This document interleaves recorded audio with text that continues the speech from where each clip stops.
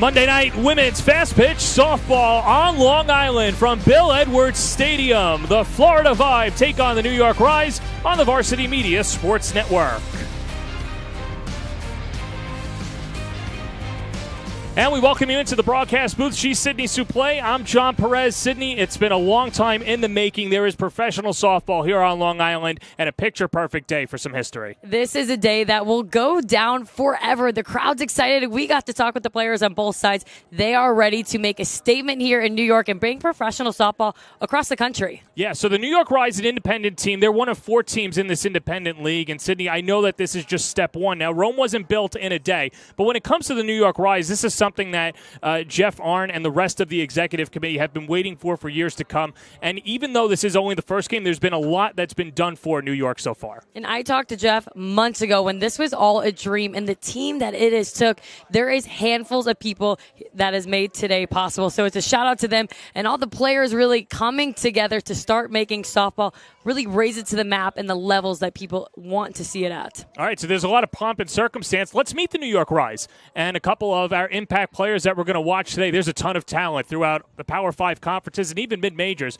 But the 2 players that we're going to spotlight today have been socking the ball for the New York Rise. It's been Ashley Trierweiler and Alex Honnold. These are 2 incredible athletes, specifically at the plate. They have done damage. You can see right there within their average and their power numbers. What I love about these 2 hitters in particular is they hit for average, they hit for power, but they also are a threat with their speed on the base pass. Yeah, when it comes to Honnold, she's from Mizzou, one of 3 Mizzou Tigers on this New York Rise team. Trierweiler from a Grand Canyon, one of 2 Grand Canyon softball players as well, as they're led by Rodney McCray. And let's meet their starting 9 out there now, as he's known as Crash, and we'll say why during the broadcast. And there he is crashing into the dugout. Trierweiler will lead things off. Jenna Laird out at shortstop with Honnold in the 3-hole. McKenna Smith's behind the plate. Lenny Malkin is the DP batting 5th. Sammy Williams in the hot corner with Riley Lampede over at second base. Nicole Mendez in left field, and Sydney McCray out in right field as the New York Rise, winners of the City Scenic Cup, look to capture their first home victory in franchise history. So that's New York. Let's meet the Florida Vibe, and the vibes are high. We met with Florida before the game as well, and 2 of our impact players that we're going to keep an eye on today. For Florida, it's Alana Vaughter and Carmen Greenwood. There isn't a better storyline than Alana Vaughter right now. You're going to see her in the DP position, but in her very first at-bat, she had her first hit, and it was a home run. What a way to start off your professional career. And then Cameron Greenwood is somebody who made their name be heard on the college scene, put up incredible numbers for 4 years, and now she's bringing it over to the pro leagues. Yeah, she's been incredible, hitting .519 through the first 10 games, and we'll say why the Vibe have 10 games to their ledger and New York only 4 as the 2 teams exchanging lineups. Let's meet the starting 9 led by Mike Scott, the assistant coach for the Florida Vibe, as it is Greenwood to lead things off. Cara Canetto out in left field. Allie Newland behind the plate. Sierra Frazier at third base. Michaela Paprata is behind the plate. Madison Kennedy's at first base. Katie Kistler's out in right field with Alana Vaughter. Last-minute switch into the lineup. She bats 8th, and Grayson Radcliffe is the shortstop rounding out the lineup. It is the Vibe. It is the Rise. We will have the opening day ceremony when we come back on the Varsity Media Sports Network.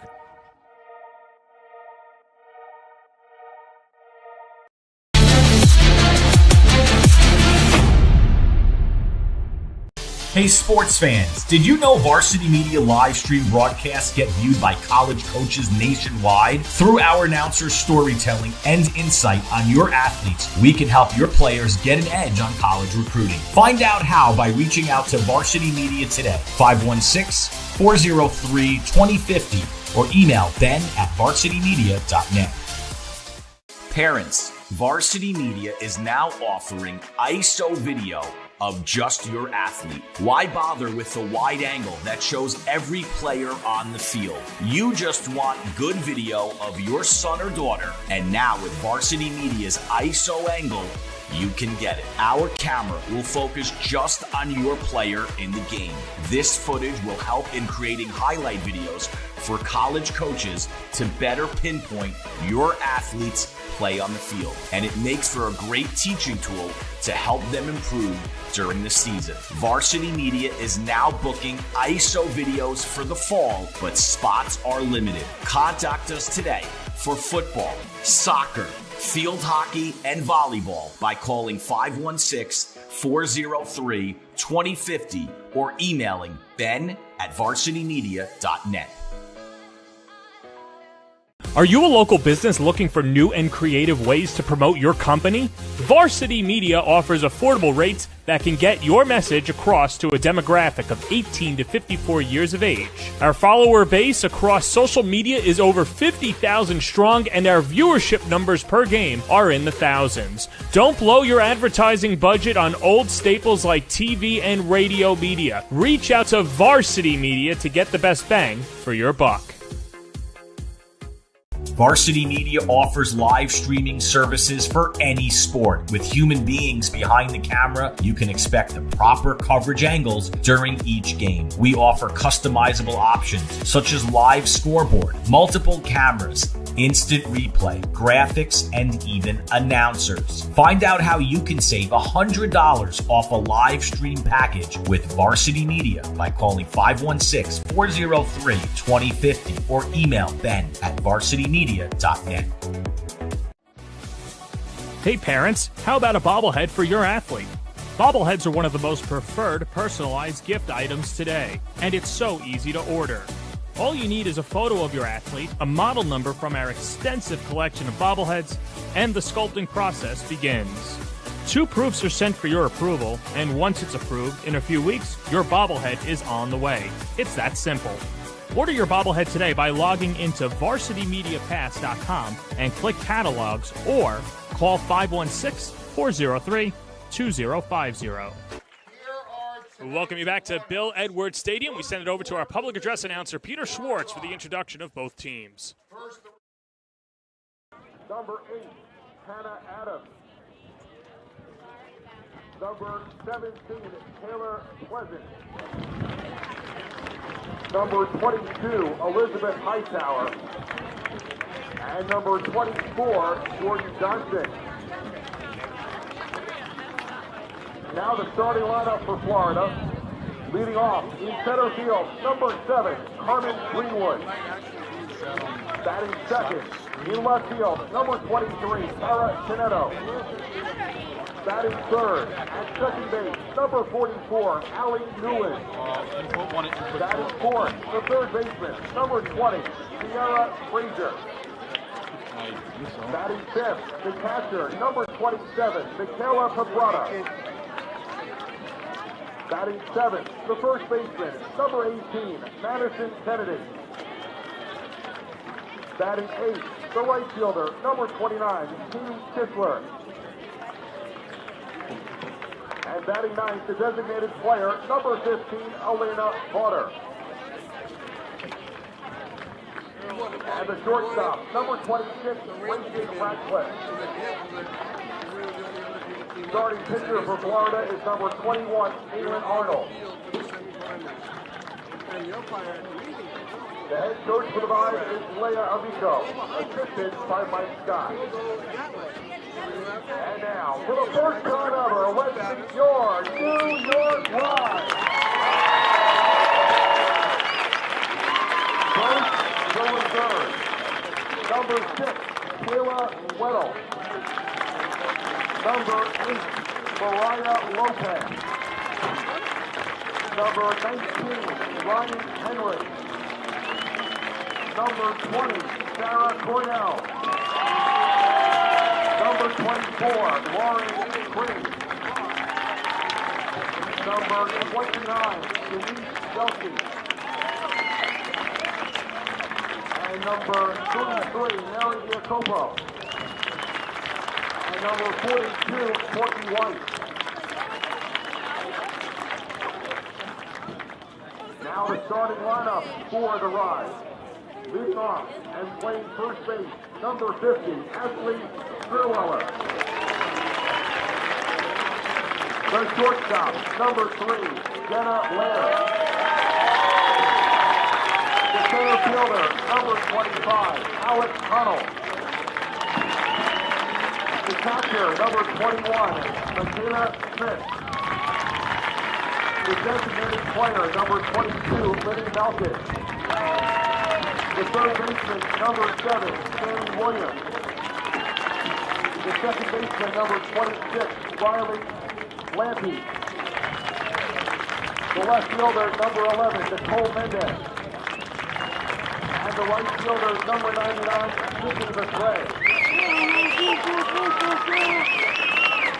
Introducing the Rise head coach, Chris McRae. Coach McRae is assisted by Tony Marie Valeriano.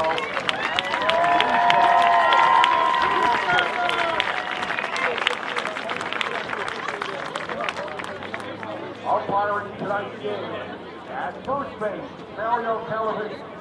At third base, Gil Vance. And behind the plate is Alex Lee. Ladies and gentlemen, please rise if you're able. Please remain standing and remove your hat to honor America and those who protect our freedom with the singing of the national anthem performed tonight by Long Island's very own April Jimenez Hancock from Medford, New York.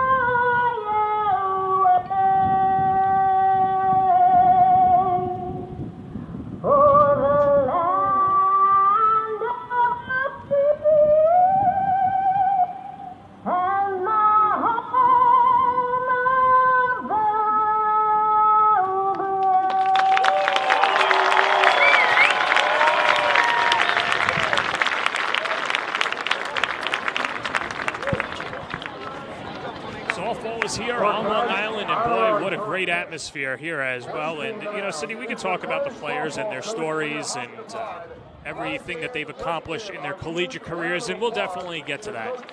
But just how about the atmosphere? And what's really cool around here is you're seeing a lot of local softball teams wear their own apparel, which is pretty cool to see and attracting a local audience. The part that gives me chills is watching the young girls in attendance today. They're looking at these women saying, I could play professional softball someday. And that hasn't always been the narrative, and we're starting to build it. There's a rise of women's sports across so many sports, and right now is softball's time to start shining. We see the growth on the collegiate side, and we are trying to bring it to the professional side, and it takes everybody. Yeah, no, 100%, as the New York Rise are certainly rising to the occasion. That'll be the only pun today as well, but doing a good job so far, selling out what seems like Bill Edwards Stadium, which is really cool here, and you just take a look into the huddle for a little bit of history as the New York Rise get ready to play their first home game in franchise history.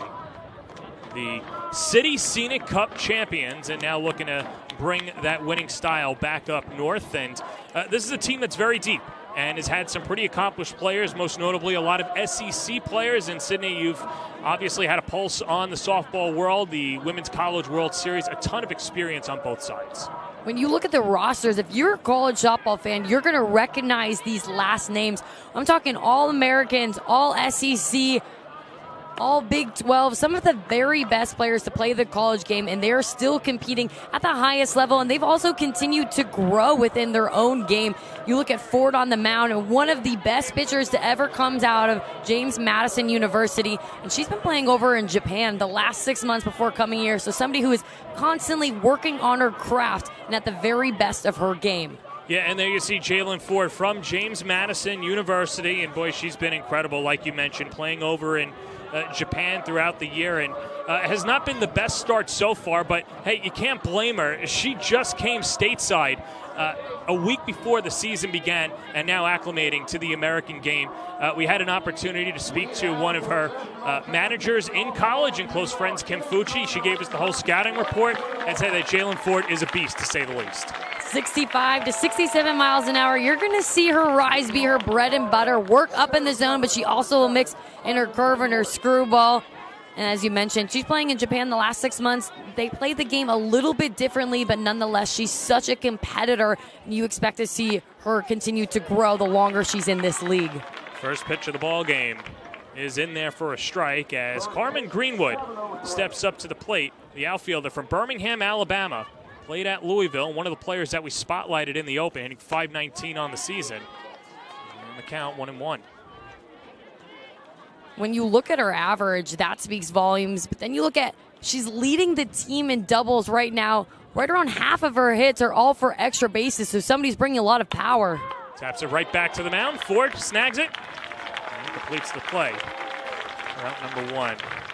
Defensively for the New York Rise, as Jalen Ford on the mound taking care of it. Let's meet the rest of the defense.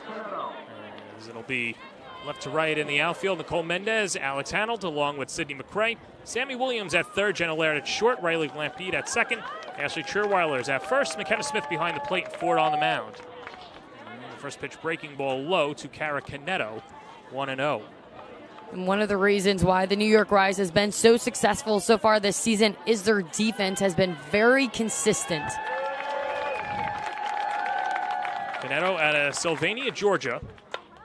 Sprays it down the left field line, giving chase as Mendez. It lands fair, and this will be an extra base hit. As Kara Caneto pulls into second with a two-bagger in the first hit of the day for the Vibe. And that's one of those hits that lands perfectly about an inch off the line, has the bounce because it was a little bit of an inside-out swing, sprayed at a weird part, and Mendez wasn't able to get to it because it took off a different angle off the fence. So now she's standing on second base. And so that'll bring up Allie Newland from LSU. Another lefty in this lineup, and a ton of SEC players on both sides. And of course, Newland, one of those top players as well, hitting .304 in the early part of the season. No home runs, 10 RBIs. The Vibe have played 10 games, and because they are part of an independent team, they can do that. Played Team Mexico for 3 games. We were talking to their starting pitcher as well on the other side, and Kaya Arnold. And Kaylin was telling us about that's just been great, how it's been, you're not going against the same 4 teams, you're getting exposure out there, and the players are loving it. And that's why they wanted to stay independent. Runs it right back to the mound for it. Her only play is to first, and a successful sacrifice as Caneto goes over to third, 2 away. And for a lot of people who are tuning into professional softball, you have Athletes Unlimited, you have this league, you have independent teams. It can all feel a bit confusing, but what you're starting to see these independent teams is they want to allow themselves to play in this league, but to also take those opportunities to play the national teams as well. So this will bring up Sierra Frazier out of UAB. As Ford paints the inner edge, 0-1. One thing you will notice about Frazier is she keeps an open stance. Now, this allows her to almost have more time on her back leg and really put power into her swing. Reigning Conference USA Player of the Year takes high. It's 1-1. As Frazier, all-time RBI leader in UAB history. 187 runs driven in. You're going to win a lot of ball games when you get that production. It's exactly the person you want at the plate with a runner on third base. And you can see Ford is being very selective in terms of where she's throwing her. When she's going in, she's making sure she's painting it on the inner half of the plate. Kara Caneto stands at third base. She had a 1-out double. The pitch. Wave and a miss. She struck her out as Ford goes to that riser to strike out Frazier for her first K of the day. Top of the first inning, Florida 0. The New York Rise coming to bat on the Varsity Media Sports Network.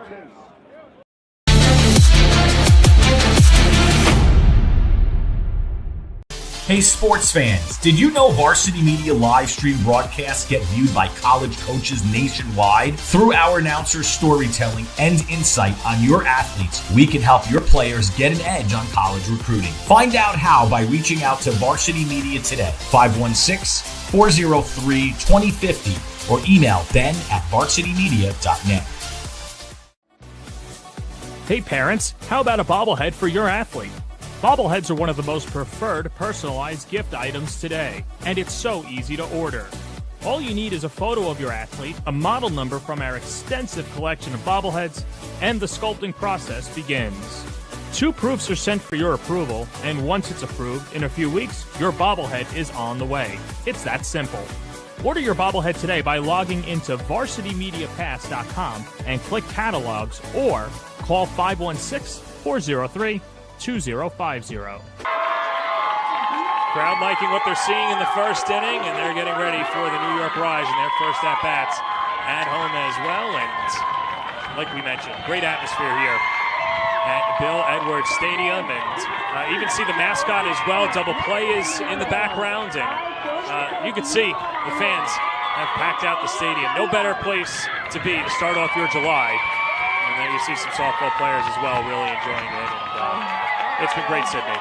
This is what the sport is all about. These moments, again, credit to the New York Rise. They are really building something special here. They wanted to make sure that these women coming off of top collegiate programs don't feel like they're taking a step down, but rather a step up when they come into this professional league.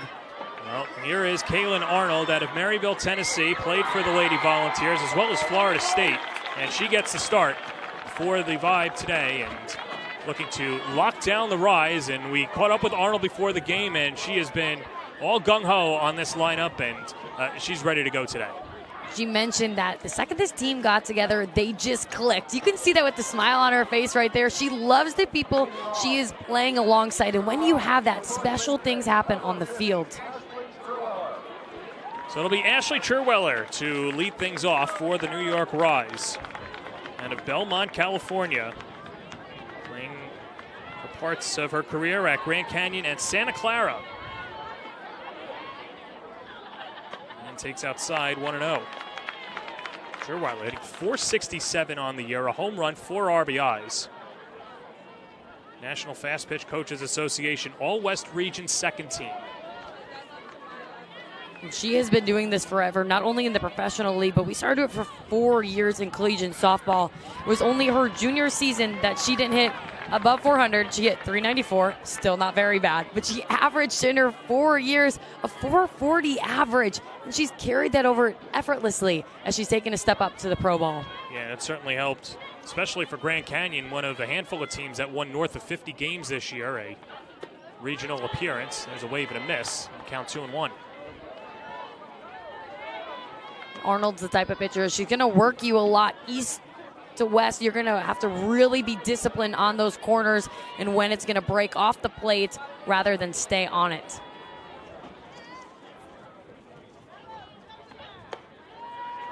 And Arnold just misses outside.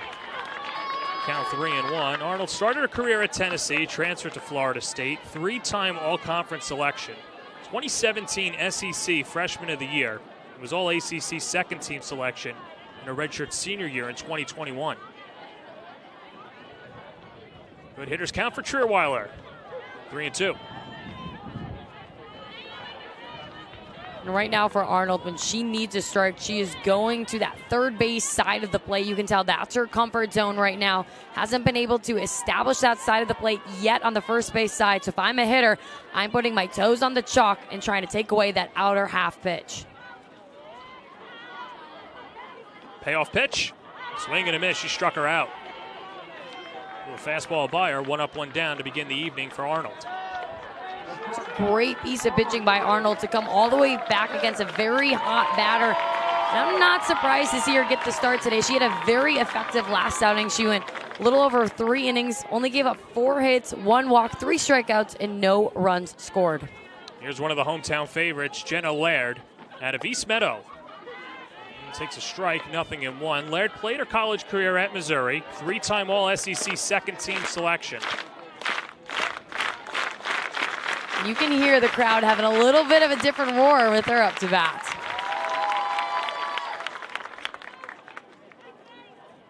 She's one of 2 Long Islanders on the roster as she waves through an 0-1 fastball, and of course her, and looking down the lineup as well, it was Sarah Cornell, who played for Hofstra and then at Alabama. She went to Clark High School and grew up in Westbury. Here's the 0-2. Check swing, and she goes around, foul tipped into the glove of Michaela Paprada. And 2 straight Ks to begin the day. Let's see the starting lineup for the Vibe.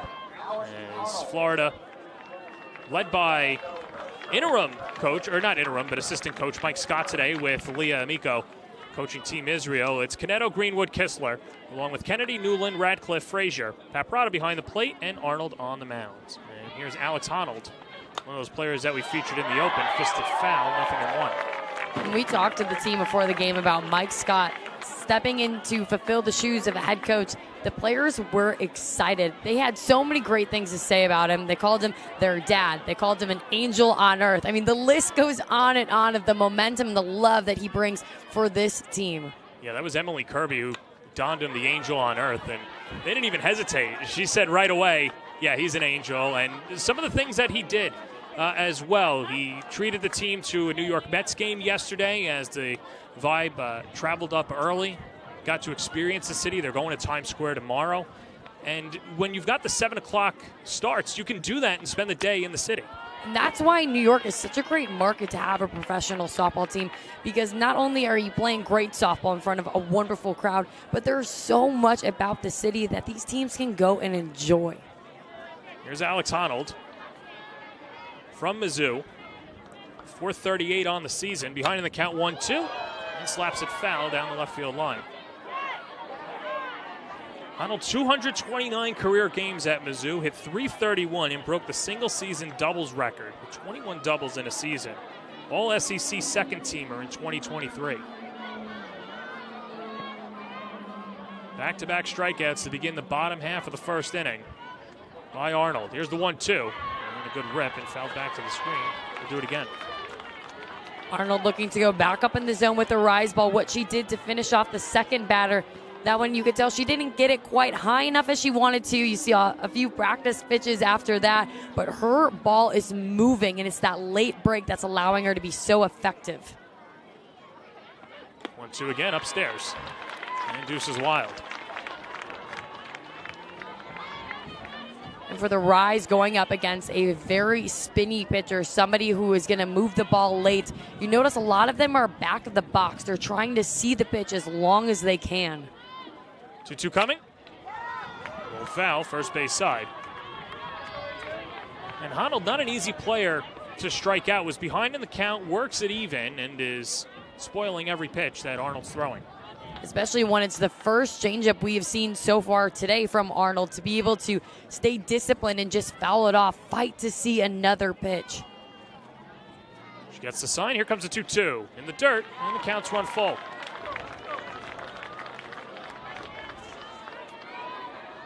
McKenna Smith from Cal Berkeley would be next. Is Arnold just trying to end it here? 3-2. Check swing foul. And there are a lot of Rise players who are expanding the zone on the third base side. That just shows how much Arnold's ball is moving, that you have them swinging at a ball off the plate consistently.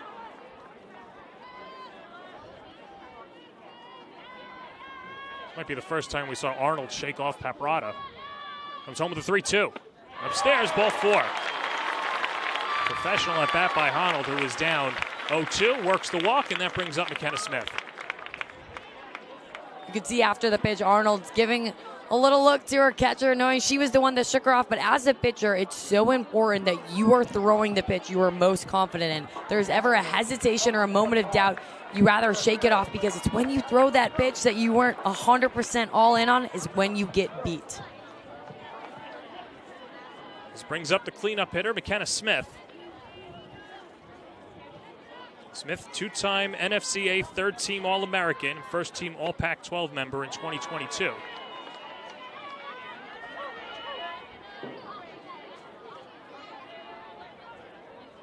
Good plate discipline. Grew up in Murrieta, California.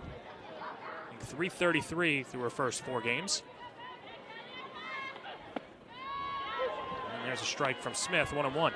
One of the parts of Smith's game that I've always enjoyed watching her play and who she is as a hitter, you see a lot of movement within her hands. She keeps herself nice and loose in the box and allows her to be so adjustable and to hit so many different pitches. Smith, like Ford, also playing professionally in Japan, cranks this to deep left field. Forget it. That ball is pulverized. A 2-run home run for McKenna Smith. And the Rise take a 2-0 lead in the first.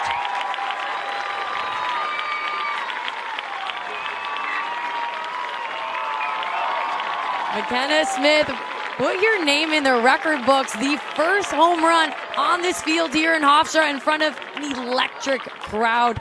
That is something that the New York Rise will always remember. She was tied with having 2 home runs, but now after this swing, pulling it to left field, she leads the way with 3 home runs on this New York Rise lineup.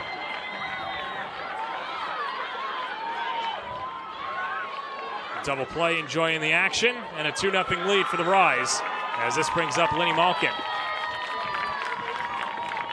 This is where walks will come back to haunt you. If you look at that, Arnold had 2 outs. She had a 1-2 count, goes all the way to a walk, and then the next batter up, a line shot, and it's 2-0 just like that. And I know that Arnold has a rubber arm out there, but you're right. You think for a few times, at least for Arnold, that she's got Arnold on the ropes. Not necessarily looking for the strikeout, but just getting the out. And like you said, puts her on base, and then Smith takes her deep. And Arnold's working with a lot of pitches that are spinning up in the zone right now. And what you really saw is that home run pitch just didn't get all the way quite inside like what has been effective for her so far. She also faced a lot of lefties, so going up against a righty, it's a lot different to throw tight in on her hands. That pitch. What a play by Michaela Paparata to slide and make the catch, and the inning is over. We'll talk more about that when we get back, Sydney, but a 2-run home run by McKenna Smith gives the Rise a 2-0 lead. We go to the second on the Varsity Media Sports Network.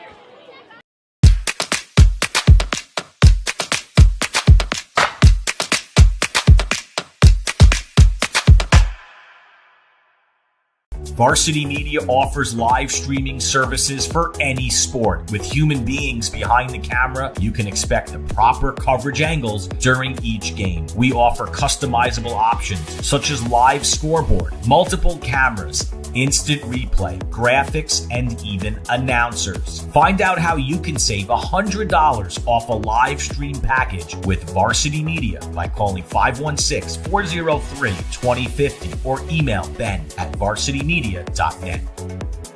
Are you a local business looking for new and creative ways to promote your company? Varsity Media offers affordable rates that can get your message across to a demographic of 18 to 54 years of age. Our follower base across social media is over 50,000 strong, and our viewership numbers per game are in the thousands. Don't blow your advertising budget on old staples like TV and radio media. Reach out to Varsity Media to get the best bang for your buck. Top of the second inning, a 2-0 lead for the New York Rise. And New York Rise fans, I'd like to acknowledge our good friends to the New York Rise and thank our sponsors, New Balance, Wilson, Azure Transportation, Fitzon's Clam Bar of Long Island, Erica Cole Salon, Polsky Sports and Entertainment, Print Station, Catcher Matrix, and Lululemon.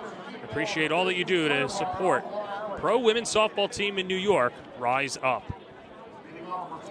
2-run home run by McKenna Smith gives the Rise a 2-0 lead.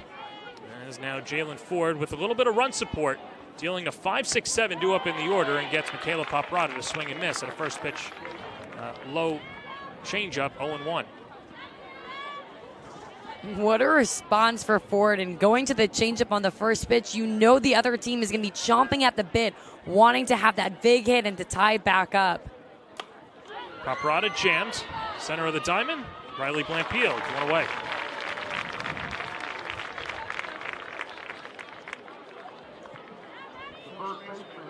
And Ford, who worked so predominantly up in the zone in the first inning, you're already starting to see her really show off her downward movement as well. So huge when you're facing a lineup for an entire series to just show so many different looks of you across the course of 3 days. Of course, this will be a 3-game set right here, and then the Rise will play 6 games in 7 days in a homestand that comes back right here at Bill Edwards Stadium. That's starting on the 15th of July. Hit out to center, and Alex Honnold is there. And 2 quick outs for Ford. And that second homestand being from the 15th to the 21st. And while that ended up being an out, Madison Kennedy with the best at bat we have seen against Ford so far today does a great job just keeping her hands inside the ball, sending it right back out where it was pitched. So here's Katie Kistler, the right fielder. And takes a belt-high strike, 0-1. Kistler from Orange Park, Florida. Went to the University of Florida, the former Gator. Hit .282 in her senior season. Takes down and in, 1-1. And as a hitter going up against Ford, it's a little bit of a different type of motion. You see her not do a complete full arm circle that's nice and long. It's a bit shorter, which comes a little bit quicker on the batter and allows pitches like the changeup to feel even more deceptible. Ford in cruise control in the second inning. 1 ball, 2 strikes, 2 outs, a 2-0 lead. The pitch. Just inside home plate umpire Alex Lee says not that time, and the count's even at 2-2. I love the emotion by Ford. She is living and dying every single pitch right now.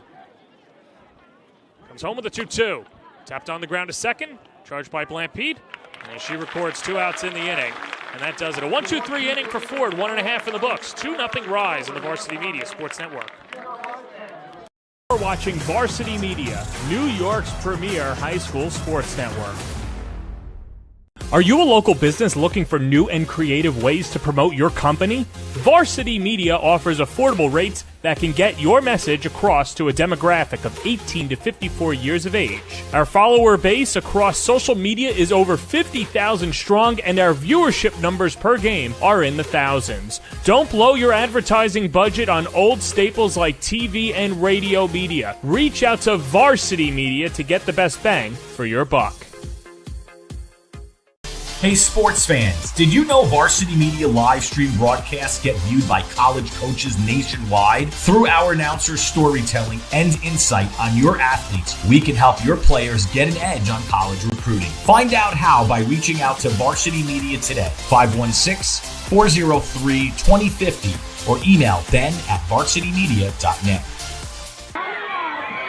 Don't miss any of the Flaming Hot Rise softball action. Tickets for all remaining home games are on sale now at www.thenewyorkrise.com, and there you see the schedule as well. After this series, Oklahoma City and Florida on the road, but you want to come down to Bill Edwards Stadium from July 15th over to the 21st. Every game with the exception of the 21st being at 7 p.m., and then an afternoon game on the 21st before the teams compete in the Championship Cup Tournament at Frost Stadium in Chattanooga, Tennessee. That's why it is so important with this matchup, because it's all a chess match. You're going to see these teams over and over throughout the course of the entire season. You want to throw in a lot of different arms, a lot of different looks, and continuing to grow your game plan against each other. And what's really cool is, so the Rise are coming off the City Scenic Cup Championship. That was when they knocked off Oklahoma City 9-1. And, you know, a little bit of bragging rights, some hardware. You get a little validation early on, but at the end of the day, they're all competitors out there, and you know that the Champion Cup tournament is something that they've got circled on their calendars. But for the Rise to come out and get that early championship as a new team up against a very experienced and veteran Oklahoma City Spark, that is huge, specifically because a lot of those players just wrapped up winning the national championship at Oklahoma. Yeah, and the Spark knocking off the Rise in late innings, a 5-4 victory on June 19th as Sammy Williams floats it out to shallow right. Coming on is Kistler, going out is Hannah Adams, who hauls it in. One away. A great adjustment by Arnold, who was working so well against the lefties on the third base side of the plate. You saw her give up a home run, not feeling comfortable enough to bring it inside tight on a righty, but that time she does it perfectly executed the next time out.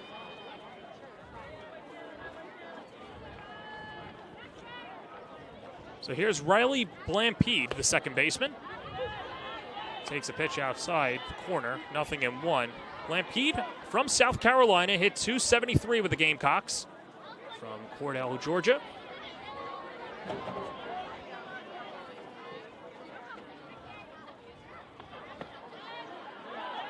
A little low, 1-1. For so many of these players, they're coming off an incredibly intense college season where they were playing 50 to 60 games right into more games. So they've definitely had to be very creative in finding ways to still recover while also stay at their prime level shape.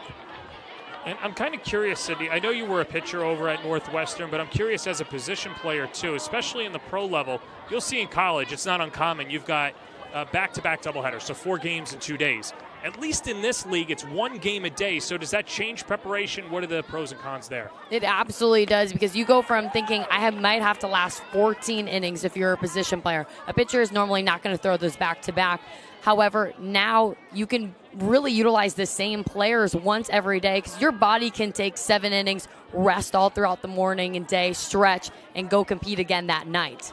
So every time you see these teams playing, they're putting their best stuff out day in and day out.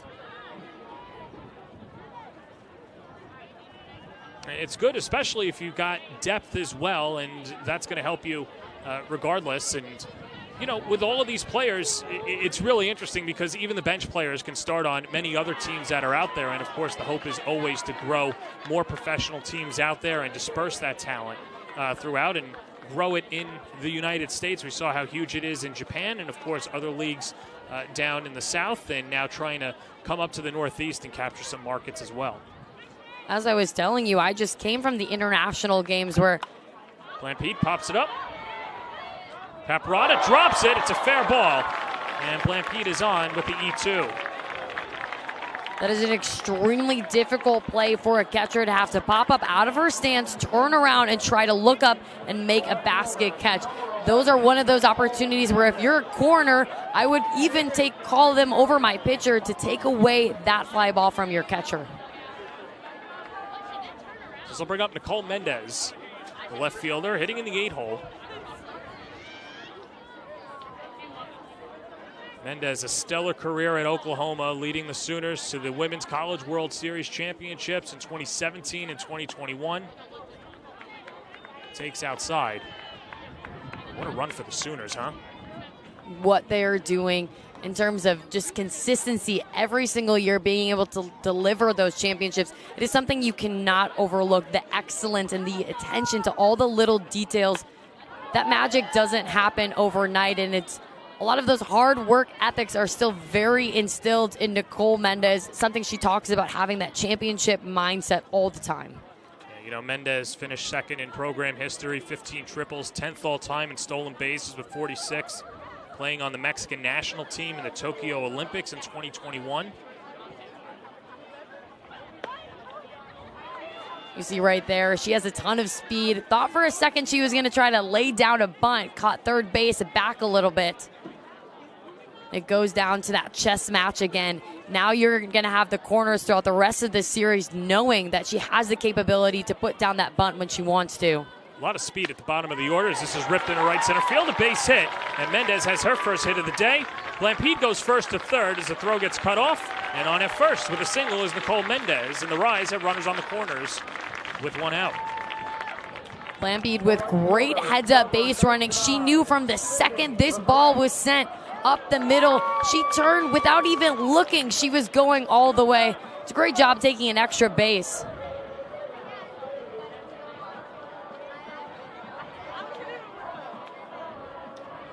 So now the players will meet at the circle, and we'll see what New York does here. You've got Mendez, who obviously 46 stolen bases in her college career, has some good wheels. I'll have you put your coach's hat on, Sydney.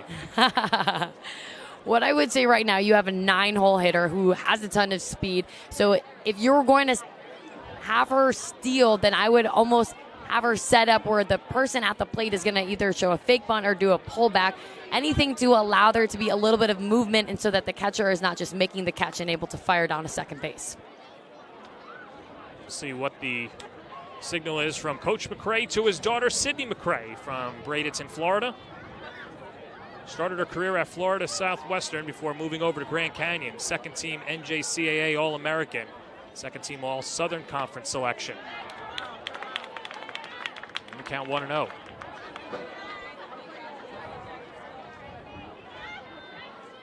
You have the corners crashing, specifically on the third base side. 1-0 pitch. Mendez runs. The throw is not made as Mendez steals the bag. That's exactly the type of situation you need to have. Look like you're going to lay down a bunt, pull back at the last second just to cause movement within the corners and the middle infield, so that allows Mendez to have enough time to get the steal.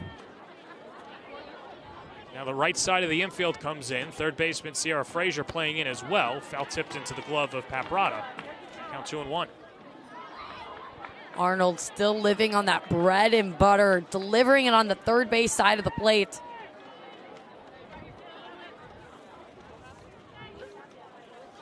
Two runs in the first for the Rise, looking to add on here.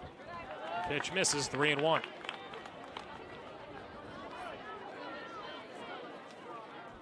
For the Rise, what an opportunity to extend your lead in your first ever game at home here in Hofstra. You feel the crowd behind you already, just to be able to feed into that momentum. A good hitter's count for McCray. The pitch. Check swing. Strike called, 3-2.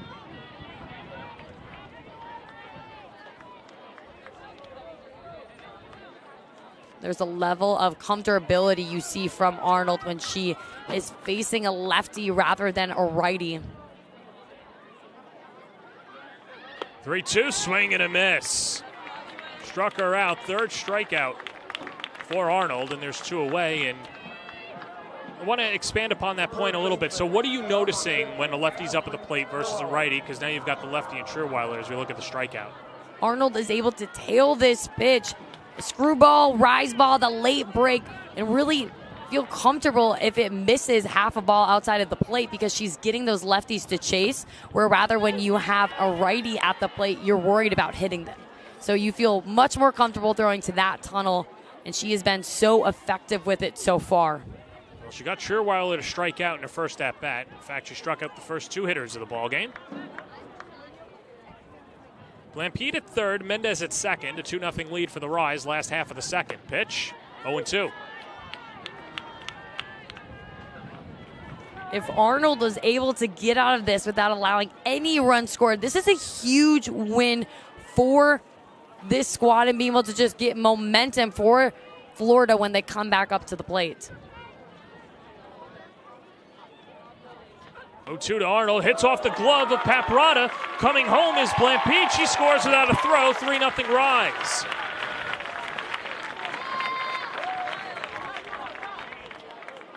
That's a tough break for Arnold. You have the countdown, 0-2. Try to work a rise ball up in the zone. Do too much by thinking you have to miss overly high and allow a free base to score. So Arnold, like last inning, a strike away from getting out of it, and then gives up a run. And now the count is even at 2-2.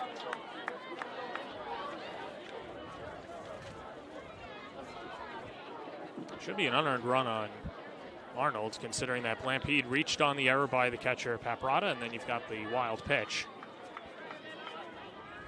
Mendez over to third, 2-2, wave and a miss. And down goes Scherweiler. 4 strikeouts for Arnold, but the Rise put another run on the board. A 3-0 lead going to the third on the Varsity Media Sports Network. You're watching Varsity Media, New York's high school sports network.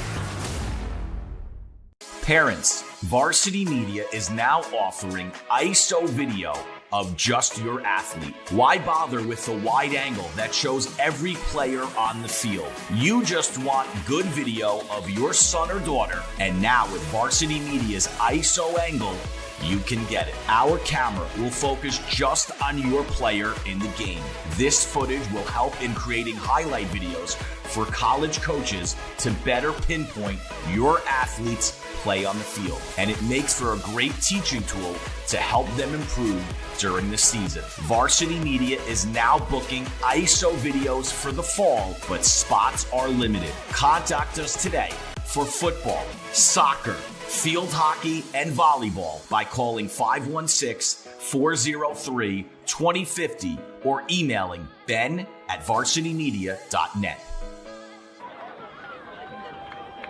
Jalen Ford with a 3-0 lead as the New York Rise adding another run in the second inning. She's Sydney Suplee. I'm John Perez, and what a fun day of softball it is here at Bill Edwards Stadium, the first ever home game in New York Rise history.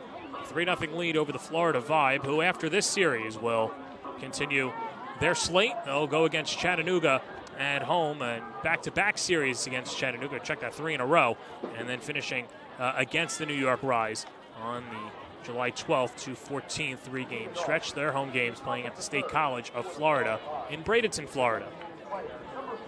And looking at the schedule, not bad places to be playing softball in this summer. I mean, talking about beautiful days at the ballpark. There's Alana Vaughter, a last-second addition to the lineup, and someone that I know you're very excited to see in action. Grew up in Kansas City, played at South Carolina, and a heck of a player. And the damage she did in college ball from Stanford all the way to South Carolina. What I love about this is she doesn't get opportunities all the time to hit. She's a dominant ace on the mound for teams. They put her in, and it's her very first ever professional at-bat. She hits a home run. I mean, talk about a way to show, hey, I can hit too. 94 wins in 5 seasons at Stanford and South Carolina, and of course anchored one of the most dominant pitching staffs in the nation with the Cardinal. How about this? The best strikeout to walk ratio, 5.41, and ranking third in ERA with a 1.52, and then swings it foul. And count 1 and 2. And that is somebody who you're going to be excited to see when she does get her opportunity to step on the mound this series. When you talk about her numbers, what makes her so effective, it's her ability to get the leadoff out and also her first pitch strikes. Those numbers are just completely insane, and that's what allows her so much success in the strikeout to walk category. Jalen Ford misses low. It's 2 and 2. Ford has faced one over the minimum, allowed a double to Cara Canetto back in the top of the first inning. Since then, has retired the ensuing 5 batters and make it 6. Her second strikeout of the evening. Ford doing a great job just really changing up what her finishing pitch is. So on the first inning, she worked up in the zone. Second inning, did a little bit more off speed, but now she is going to that screwball that just has that late break. And it just stays away from the barrel, too. So even if you are making contact, you're not hitting it a long way. You're going to hit it off the end of the bat. It's going to be a dribbler down the first base line. Grayson Radcliffe takes a strike. Radcliffe from Rockville, Virginia, played at Marshall in Indiana.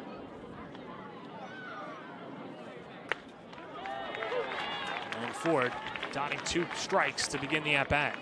We mentioned earlier how she had to travel right from Japan. She played that very weekend in the Scenic City Cup. It's very hard to get comfortable with a new team. You've been playing with the same group of women for the last 6 months. You're starting to see her come into her own this very game.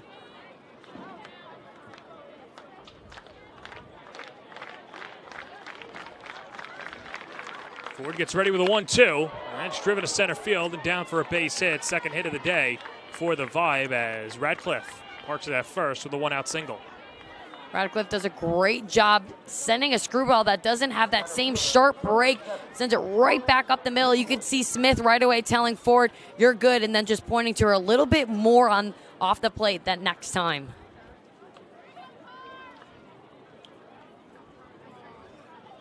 And so now second time through the order as McKenna Smith goes out to talk to Ford, and probably to get on the same page signal-wise, or does it change the at-bat second time through the order, or approach, I mean? Your catcher knows you best, and if there's a situation where she maybe thinks, if I could give Ford this one little tidbit, maybe she's falling off her power line, needs to do something mechanically that she feels like is going to make a big difference and allow it to click. Pitch inside, 1-0. Greenwood 0 for 1 on the day. Grounded out to Ford in her only at-bat.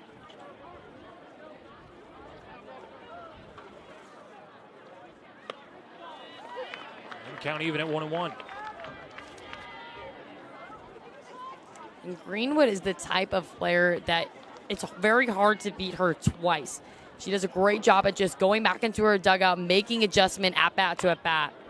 Bunts it, good backspin, barehanded by Trierweiler, throws to first in time. As Trierweiler gets Greenwood by a stride. 2 away, and that'll allow Radcliffe to go to second. It's a very athletic play. A last-second bunt. You'll see Trierweiler come all the way, wait on her heels, has to throw across her body, still has the arm strength to get her out. So runner in scoring position, and the first pitch fastball stays inside, 1-0. And Ford asking the umpire where she missed. He says inside. She's not been able to get that call for a strike so far yet today. Radcliffe with good speed off of second, inside outed. Fisted foul, 1-1. That's where the speed of Ford can be very deadly against these hitters when she works them inside. If you're not on time, you're going to see those jam shots over and over again until they can hit the ball out in front of the plate. 1-1. Fouled right towards us and into the booth. You almost got your hand on it. Almost. Chris Sweeney blocked me. That's why we pay him to protect us. We were looking for a souvenir for the first game.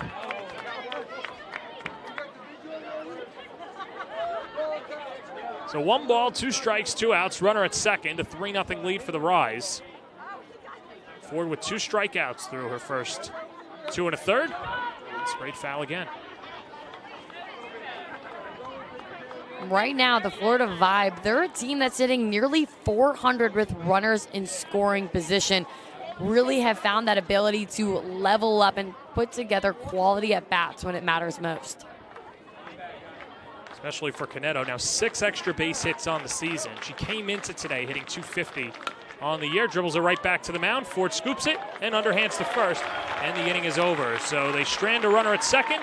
And we go to the bottom of the third. A 3-0 lead for the Rise on the Varsity Media Sports Network.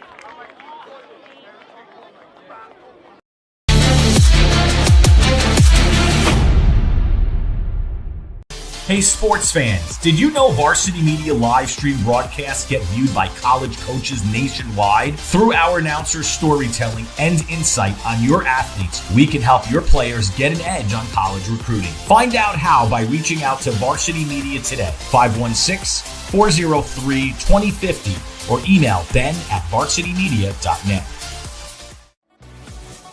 Hey parents, how about a bobblehead for your athlete? Bobbleheads are one of the most preferred personalized gift items today, and it's so easy to order. All you need is a photo of your athlete, a model number from our extensive collection of bobbleheads, and the sculpting process begins. 2 proofs are sent for your approval, and once it's approved, in a few weeks, your bobblehead is on the way. It's that simple.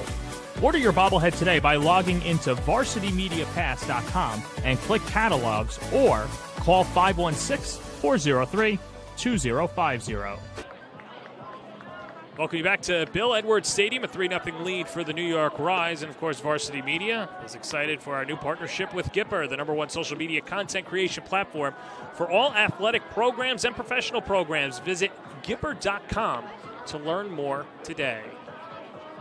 She's Sydney Suplee. I'm John Perez as we go to the bottom of the 3rd inning, and Kaylin Arnold giving up 2 runs in the first, 1 run in the 3rd. Both of those innings, she was a pitch away from getting out of it unscathed, but the Rise putting together good at-bats and creating traffic on the base paths.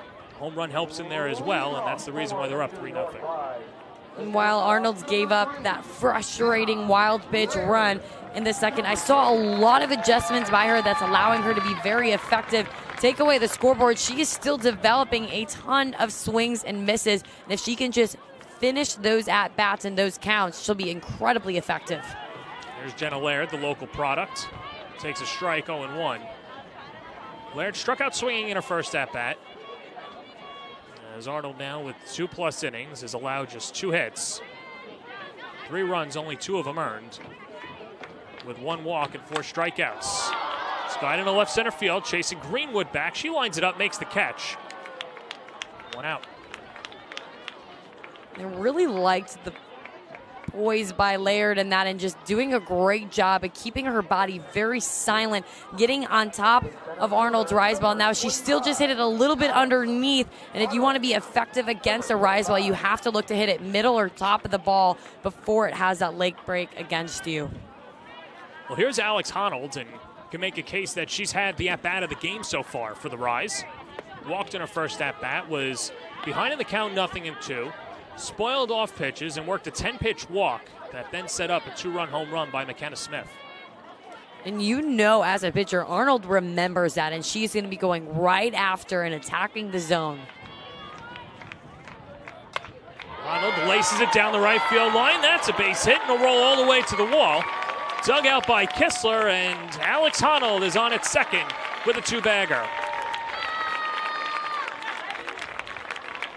Second extra base hit of the day for the Rise.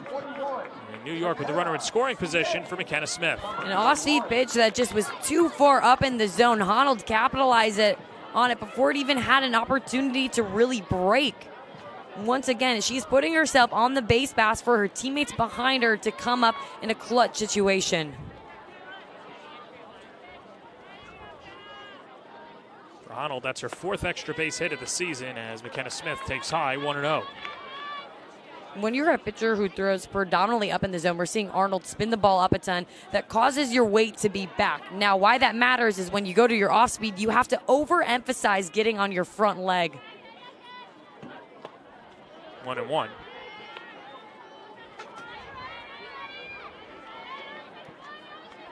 McKenna Smith smacking her 3rd home run of the season.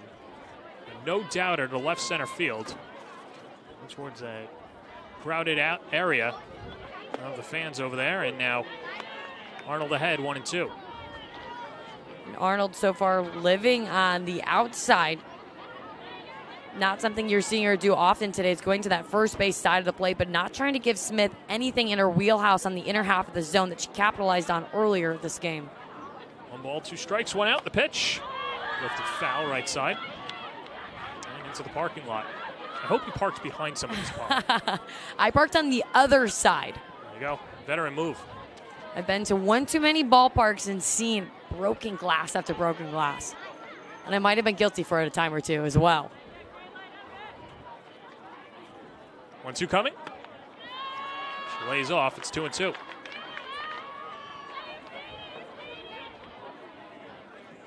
Kenna Smith, like we mentioned in the last at-bat, playing professionally in Japan for the Vipers and the JDL Shining Vega. Teammate Ford playing for Team Honda as well. 2-2. In the dirt, 3-2. Runner goes, and there is no throw. Honnold takes 3rd, and now a full count to Smith.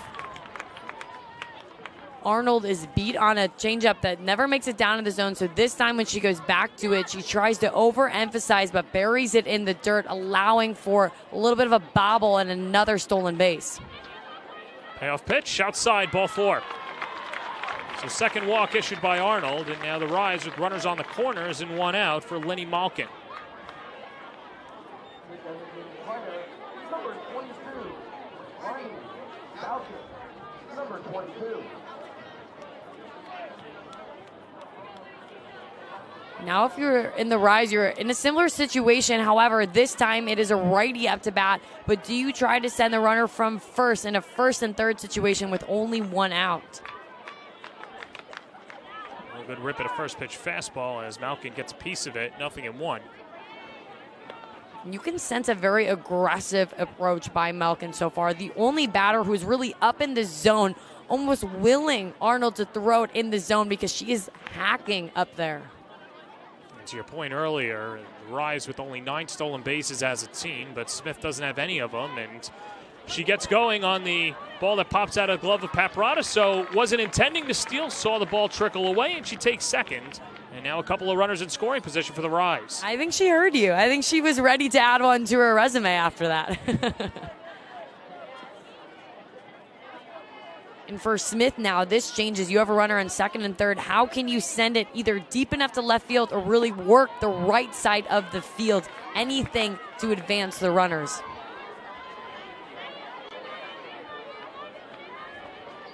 See how Mike Scott plays his infield, especially with the middle infielders playing back. Corners, well, at least Kennedy was even with the bag. Third baseman Frazier playing behind the base. 2-1, 2-2. A little surprised you don't see the infield in? A bit surprised, but I feel as though with a runner on second base, it's a different situation. You're trying to get the runner out on third, but really trying to capitalize that the runner behind is not going to advance. Tipped off the glove of Paprata.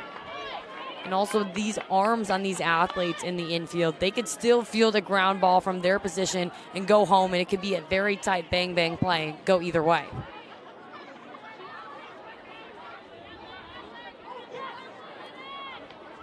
Two balls, two strikes, one out. Here's the pitch. One lifted at deep left field, chasing back Canedo at the warning track, makes the catch. Tagging at third is Honnold. She comes in to score. It's a sacrifice fly for Linny Malkin, and the Rise go up 4-0. The Rise continues to take advantage when there is a righty at the plate and a Rise ball inside that doesn't quite get all the way in on the inner half of the plate. They're capitalized on swinging it well, and that's at the warning track, giving plenty of time for the runner at third to score. Smith stays at second, and Sammy Williams takes a strike, 0-1. Williams popped out to the second baseman, Allie Newland, her first time up, 0-1. Williams, there you see, from the Midwest, went to Iowa State. And sprays it foul, the three-time All-Big 12 first-team selection. The biggest thing I notice about this lineup that the Rise has is the confidence each and every one of them step into the box with. That's something that's not built overnight. That comes from months of preparation. Wave and a miss, struck her out, and the inning is over. Now 5 Ks for Kaylin Arnold, but she concedes another run. Through 3, 4-0 New York Rise in the Varsity Media Sports Network. You're watching Varsity Media, New York's premier high school sports network. Are you a local business looking for new and creative ways to promote your company? Varsity Media offers affordable rates that can get your message across to a demographic of 18 to 54 years of age. Our follower base across social media is over 50,000 strong, and our viewership numbers per game are in the thousands. Don't blow your advertising budget on old staples like TV and radio media. Reach out to Varsity Media to get the best bang for your buck. Hey sports fans, did you know Varsity Media live stream broadcasts get viewed by college coaches nationwide? Through our announcers' storytelling and insight on your athletes, we can help your players get an edge on college recruiting. Find out how by reaching out to Varsity Media today, 516-403-2050, or email ben@varsitymedia.net. Start of the fourth inning, a 4-0 lead for the New York Rise, and the wave is abound here midway through this contest, and Jalen Ford has been exceptional so far, just allowing the 2 hits, striking out 2. And she has dotted the corner, she's gone up, she's gone down, fast, slow, she's the complete package. She absolutely is. And talk about this sold-out crowd. I mean, that is just the highlight. These athletes are playing on the field, feeling so much momentum from the crowd around them. Something they experience at their college side, but to be able to experience it at their professional side, too, is something that they look forward to. When you have a player like Ford who feels the need to go overseas for 6 months out of the year, she gets a great level of competition and training over in Japan. But you know that they hope that they could bring that type of level and competition here in the States as well. Vibe with some action in the bullpen. That's Elizabeth Hightower, the Florida Gator. All SEC second team selection. As Allie Newland takes a strike. 0-1. Newland sacrifice bunt her first time up, but Ford was able to strand Cara Canedo at third. 3 shutout innings so far for Ford. Count 1-1. And where Ford is very susceptible against left-handed hitters is you can see after she gets done planting, she almost hopped to her left. And now if you're a lefty, that can feel very intimidating, like she's coming at you. Sliced in the left field. It's a base hit. Newland picks up her first hit of the day. And third against Ford, a leadoff single in the fourth. Newland not trying to do too much. It's a ball that's on the inner half of the plate. She was jammed, but still keeps her hand inside to be able to spray it the opposite way. That's what you have to do against a player like Ford who has high-level speed, working in the mid to up 60s. So here's Sierra Frazier. She was supposed to start the game behind the plate. Last-second additions with Hannah Adams coming out of the starting lineup, so the whole lineup gets jumbled around, but Frazier struck out swinging her first time up.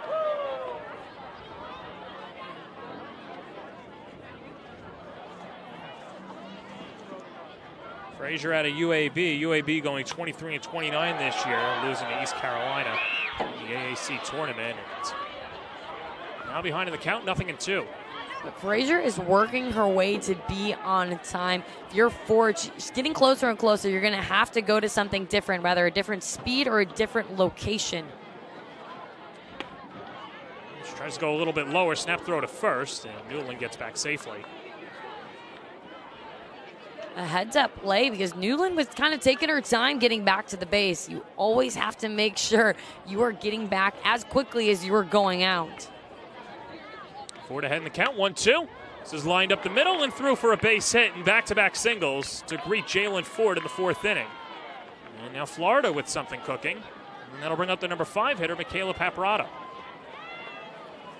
Smith is going to call another timeout to have a chat with Ford, who has had 2 very well-hit balls, line drive off of her. When Ford was being very effective, she was going to her off-speed more, and granted, even when it wasn't a strike, it was setting up those harder pitches that were catching the hitters off balance, and she's went away from that, so now you're starting to see the hitters be on time for her hard pitches. Smith goes out there, calms everyone down in the infield, getting on the same page, and I'm always curious with those circle visits. Is it more just trying to calm down the pitcher? Is it defensive alignment? I mean, is it just a mixture? What is it? Most of the time it's talking to your pitcher. The defense is reminding her that they have your back. The catcher is putting together a game plan and how you're going to attack this pitcher. There's Michaela Paparotto, shows bunt, pulls back, 1-0.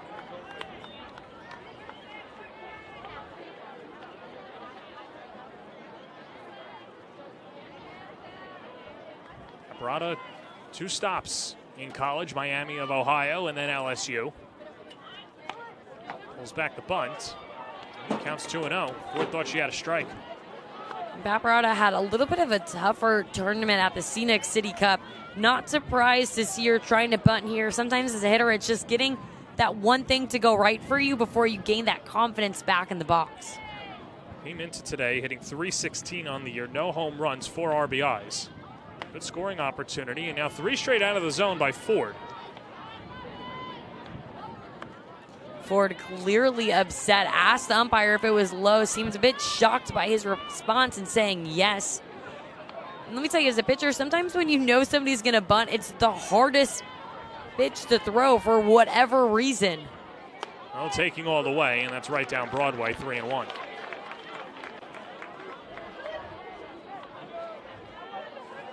Now if you're Paparotto, it's a 3-1 count. You've been showing bunt, but this is the opportunity to go back in a hitter's count and utilize your power.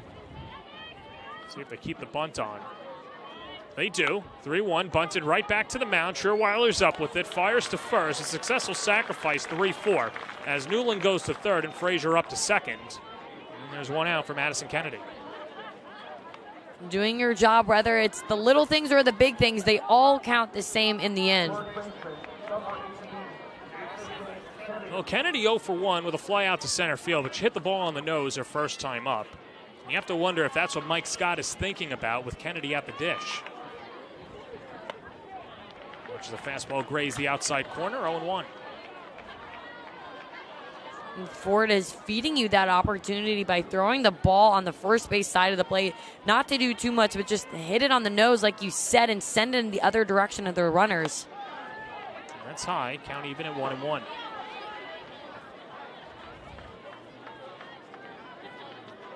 See Kennedy trying to remind herself to stay in her legs.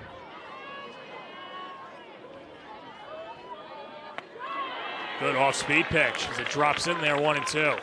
That has to be the deadliest one we've seen so far today. Falls off the shelf. Keeps it at the same level of what her drop ball is working at. 1 ball, 2 strikes, 1 out. Ford with a couple of shakeoffs, and then time is called. That's so tough as a pitcher, too, because she can't break her hands either. Absolutely. So you have to come in there and be very decisive in terms of what you're going to do and allow your catcher or somebody else to take the time when needed. 1-2, swing and a miss. She goes down swinging. One of the best sequences Ford has had yet today. You thought you started to see her lose a bit of control, but then she comes back and throws another screwball. And with where the catcher set up, you wonder if it was supposed to go there, but either way it worked. Katie Kistler takes outside 1-0. Kistler ground out to second her first time up. This inning started with back-to-back singles by Allie Newland and Sierra Frazier. A sack bunt and a strikeout. And a huge swing and a miss. Second time that Kistler tried to put it into the next county. She doesn't get cheated up there. It's the off-seed pitch. It's so deceptible because it's coming in at the very same tunnel as that drop ball. The arm motion's the same and the level's the same. 1-1 coming. 1-2. Good off-speed pitch. Ford is finding her groove, and this is starting to be one of her longest outings, and she's continuing to find a way to get herself better every time. 1 ball, 2 strikes, 2 outs. The pitch. It's low, 2-2. Very effortless, but an important job by Smith on that play, not allowing for any funny business to happen.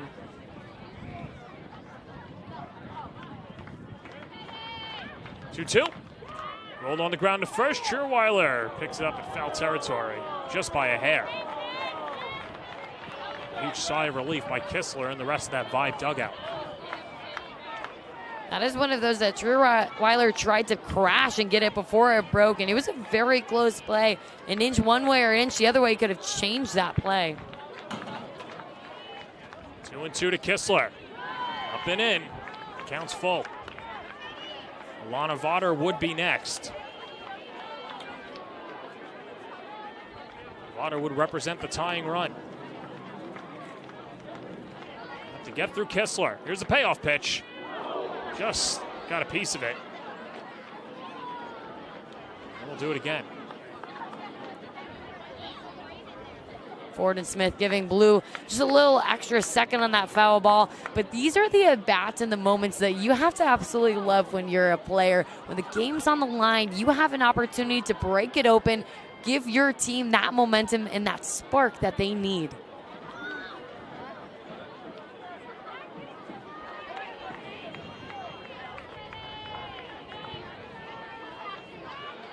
Ford peering in at the sign, gets what she wants. Here comes the 3-2 pitch.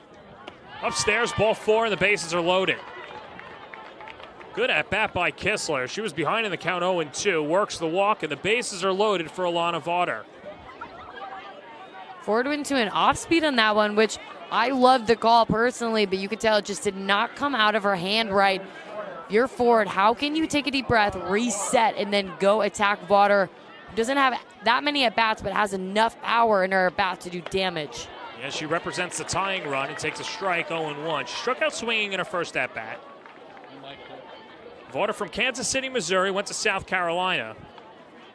Already a home run this year. Second home run would tie the game. Pitch, wave and a miss, 0-2.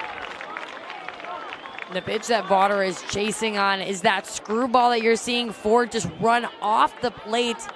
Vaughter either needs to get more on that plate or lay off the outside pitch.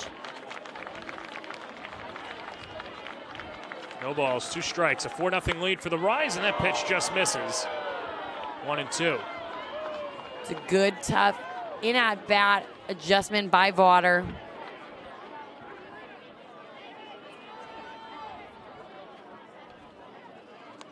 One, 2 coming. Got her! Blew a fastball by her, and Jalen Ford leaves him loaded. 4-0 Rise, halfway home on the Varsity Media Sports Network. You're watching Varsity Media, New York's high school sports network.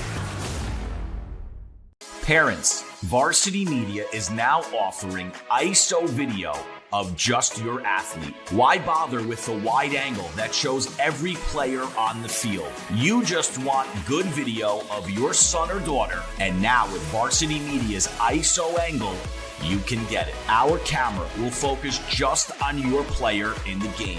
This footage will help in creating highlight videos for college coaches to better pinpoint your athlete's play on the field. And it makes for a great teaching tool to help them improve during the season. Varsity Media is now booking ISO videos for the fall, but spots are limited. Contact us today for football, soccer, field hockey, and volleyball by calling 516-403-2050 or emailing ben@varsitymedia.net.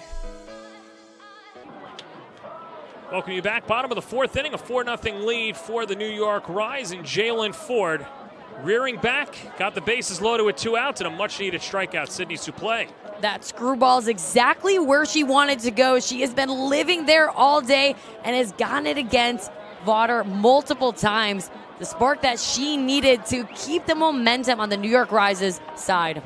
Well, Vawter struck out. Now she goes to the circle as Vawter, like we mentioned, one of the top pitchers in the country and not a bad option out of the bullpen.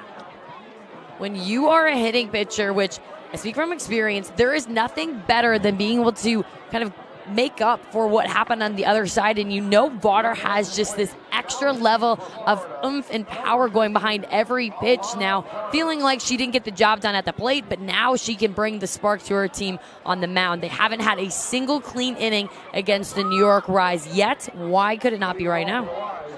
No, you're right. She comes in for Kaylin Arnold, who went 3 innings, allowed 4 runs on 3 hits. 3 of those 4 runs were earned, 2 walks and 5 strikeouts. She will deal to 7, 8, 9 in the Rise order. Riley Blampede, who reached on an error and came around to score her first time up, takes a pitch outside, 1-0. Well, Vawter has the same amount of speed as Arnold. You're going to see the ball coming in at a little bit of a harder pace. Something, if you're the hitters of New York Rise, you have to start your loads earlier. You're going to see them more in the back of the box, knowing that Vawter throws easily a good handful, 4 to 5 miles an hour faster than Arnold. That pitch is whizzing in there, 2-1. What Vawter is so good is that drop ball, having that late heavy break. Wave and a miss, 2-2, and when she can change up the speeds, she's lethal. And Blampede taking a little extra second on that one, trying to reset herself.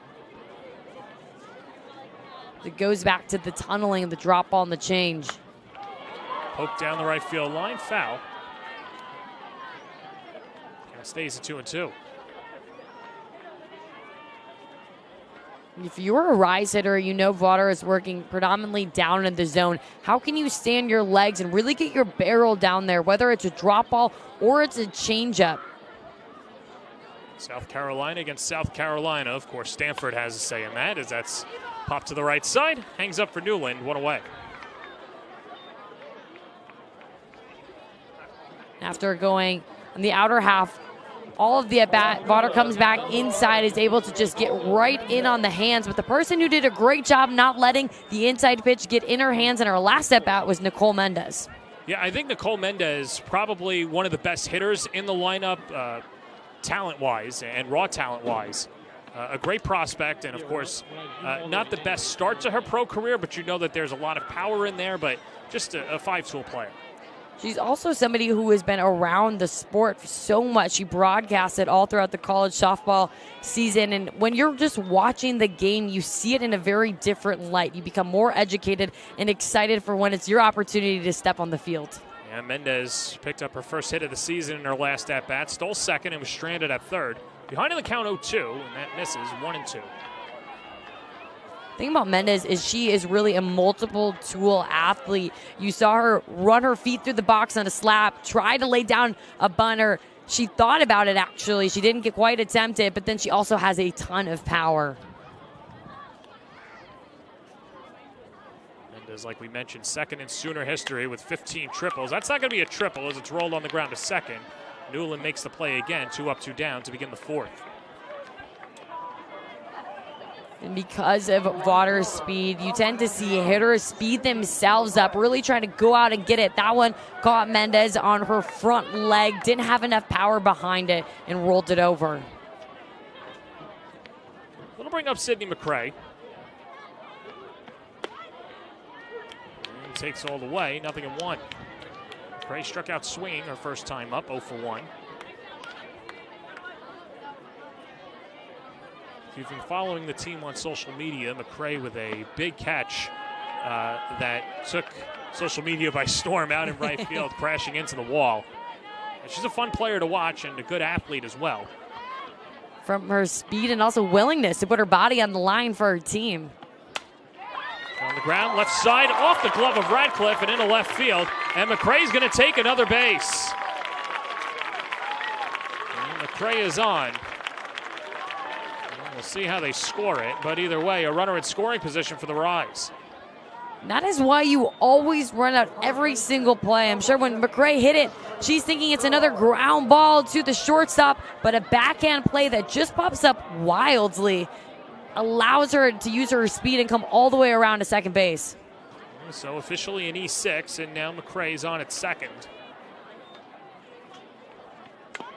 There's Trierweiler. Bunts the first pitch foul, 0-1.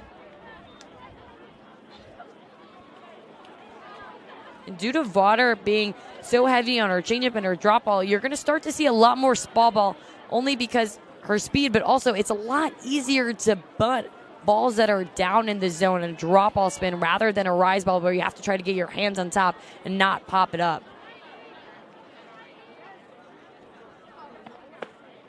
Rise have had runners in scoring position all 4 innings.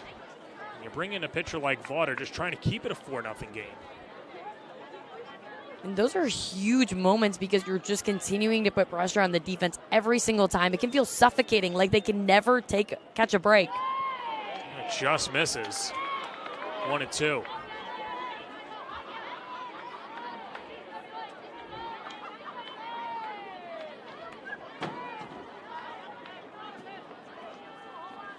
One ball, 2 strikes, 2 outs. 4-0 lead for the Rise. A pitch carved her up. Strike 3, first strikeout for Vaughter as she strands McCray at second. 4 in the books. A 4-0 lead for the New York Rise on the Varsity Media Sports Network. Left on base.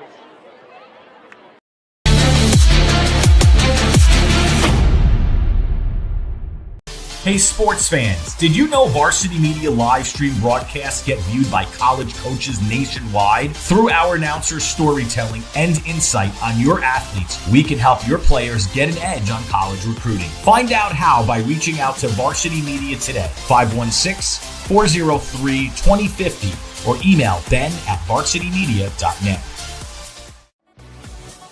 Hey parents, how about a bobblehead for your athlete? Bobbleheads are one of the most preferred personalized gift items today, and it's so easy to order. All you need is a photo of your athlete, a model number from our extensive collection of bobbleheads, and the sculpting process begins. 2 proofs are sent for your approval, and once it's approved, in a few weeks, your bobblehead is on the way. It's that simple. Order your bobblehead today by logging into varsitymediapass.com and click catalogs, or call 516-403-2050. Welcome you back to Hofstra, and it is the former Pride pitcher, Sarah Cornell, coming on in relief. And we were talking to her before the game. She said it's a surreal feeling to have professional softball so close to home. She said, I live a few blocks away from here and now making her New York Rise home debut. What a special moment, not only for her, but her high school coach is in attendance, her parents are in attendance, and all her family and friends. A true homecoming. You have to love when the game comes so full circle. Sarah Cornell, the New York State Gatorade Player of the Year in 2016 out of Clark High School, was the CAA Pitcher of the Year in 2018, transferred to Alabama, and was the 2019 SEC Player of the Year, and inducted into the New York Softball Hall of Fame in 2022. So not every day you get to see a Hall of Famer still in her active career, and it'll be a treat for the home crowd here watching one of their own take the circle.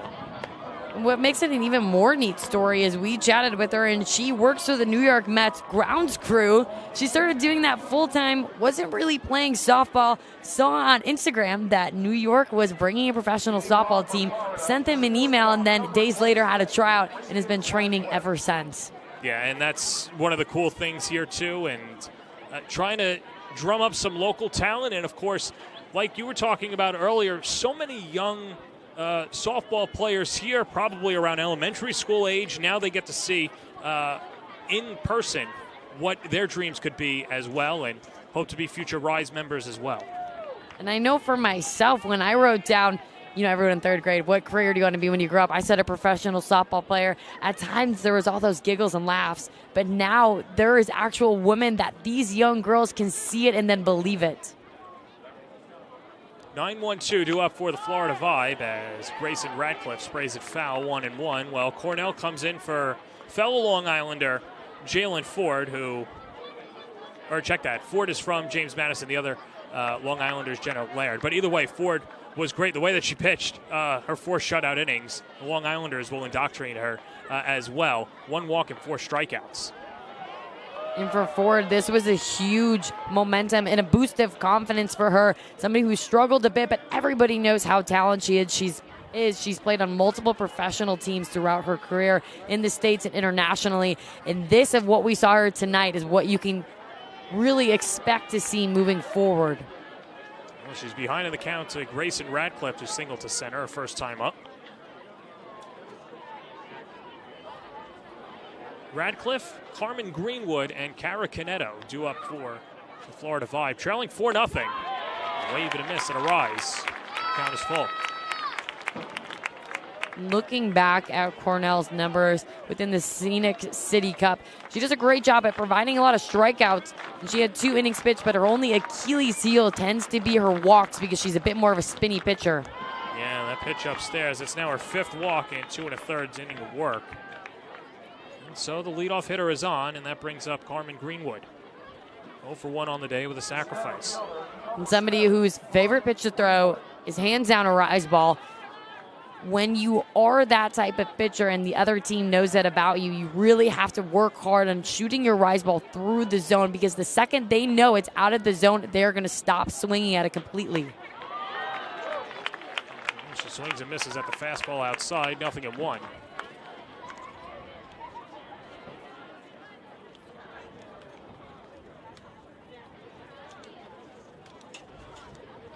Greenwood from Louisville. And Cornell throws her out. And that'll allow Radcliffe to go to second.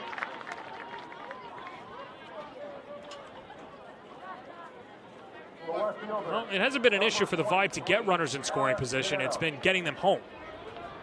But now a good bite at the apple as you go to the meat of the order for the Vibe. And sometimes that just comes down to simplifying the game. You don't need to hit a home run in this situation, but how can you just focus on having a quality at bat and advancing the runner from second to third? When the game feels really hard, just take it one hit at a time and put those small little goals. Canetto 1 for 2. She doubled down the left field line in the first inning. Grounded out to Ford in her last time up. Right back to the circle. Well, speed pitch dips low, 2-0. We haven't seen a ton of off speeds from any of the arms today. They've been sprinkled in at a very purposeful time. And when they're missing, they're all predominantly missing low.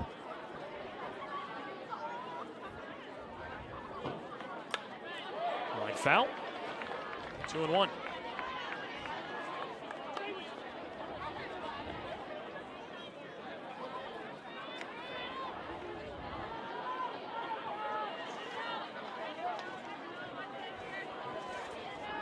Cornell just trying to get a strikeout or a ball hit right at somebody here. 2-1. Even a miss. 2-2. When Cornell goes up, she has very tight spin that is speeding these hitters up. You see a lot of big swings. That's what rise ball pitchers at their very best. They get you to get nice and long and big when you're in the plate. 2 balls, 2 strikes, 1 out. The pitch right back to the screen. As Canetto just missed it. And for Cornell, she is climbing the ladder, but how do you do something different here? Either have a different spin on it or change the speed. 2-2 coming. Change up whacked into right field, a base hit. Rounding third, heading home is Ratcliffe. She will score. McCrae's throw goes into second. It's an RBI single for Kara Canedo. She goes to second. And that makes it 4-1. McCrae had a bobble in right field that allowed the run to score. At first, the runner had stopped at third base. But after this changeup that was ripped into right field, you see a little bit of a bobble and just misplays in a do-or-die situation. And for an outfielder, you practice that play so many times, and when it happens in that moment, sometimes you can catch yourself thinking about the throw more than just fielding the ball cleanly first. How about the piece of hitting and pitch identifying by Canedo? Saw it was an off-speed pitch and waited on it and then served it into right field. So that'll bring up Allie Newland. Newland singled to left her last time up. Tries to go that way and shoots it foul, 0-1.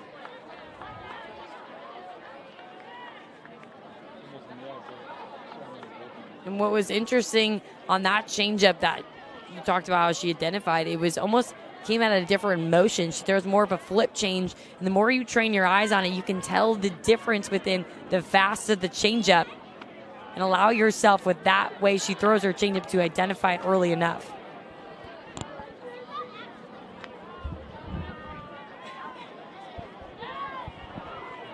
Rodney McCrae going to the bullpen, or looking at the bullpen. That seems to be Shanice Delsey as that pitch misses down and in. Count 2-1. They're keeping it loose and relaxed and fun in the bullpen. It's always when you think the camera's not on you. Yeah. It's always.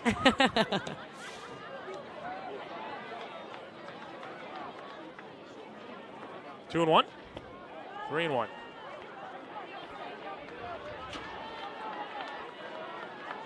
Cornell finding herself down in another count.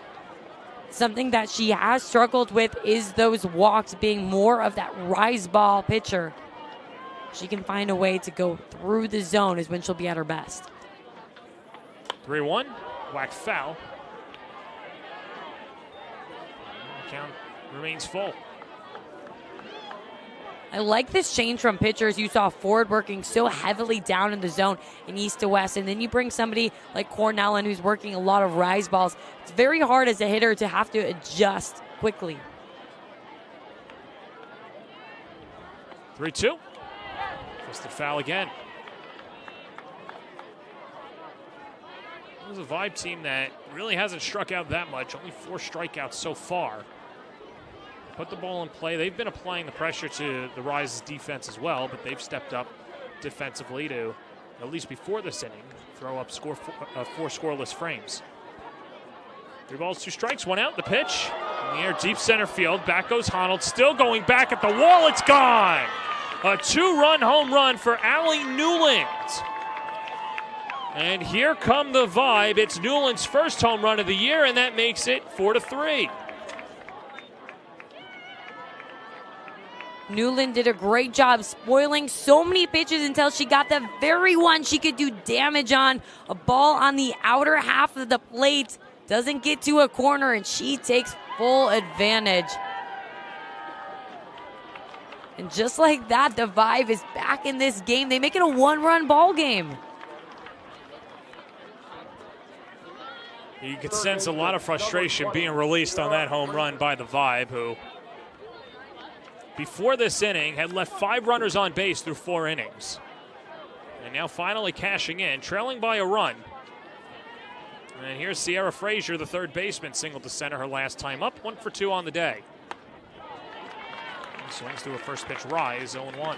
It's all about your response, and what a response by Cornell. Even on that pitch, coming right back out with the rise ball, trusting her spin.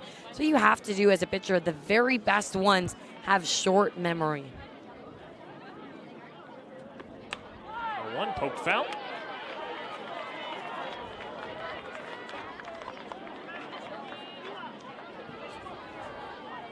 We'll see how much rope that McCrae gives Cornell, especially with Number 5 hitter, Michaela Paparata, due up on deck. Changeup just stays alive. Flip changeups are such a rarity to see the higher up you get in the sport of softball. You don't see a ton of them in college, very few in professional, but sometimes it can work in a pitcher's favor like Cornell, that the hitter is able to see it early, so then they get very big and even more aggressive because they think they can hit it. Swing and a miss. Got her with the rise. 2 down. First strikeout for Cornell. And a changeup earlier sets up a rise ball that it has that late break. You go from slowing a hitter down to speeding them up. Great execution and an even better response. So here's Michaela Paparata. 0 for 1 with a sac bunt, and that pitch misses.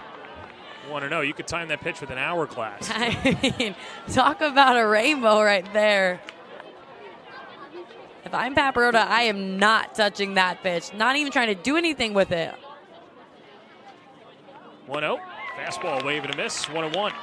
But while we laugh at the off speed, then she comes back with such an incredible rise ball with good, sharp spin. And so as a hitter, you have to take every pitch, pitch by pitch, and clear it. Not allow that changeup to set you up for a rise. Wind blowing out to left, the 1-1. And that rainbow dips in. 1-2. If she is able to go back and forth, it's going to be very hard for a hitter to time up those two vastly different speeds. And she goes up the elevator shaft here. Oh, you best believe she will. 1-2. There it is, and Paparata able to lay off. Everyone in the stands knew what was coming there. But I would have loved if she would have tried to double it up and do 2 in a row.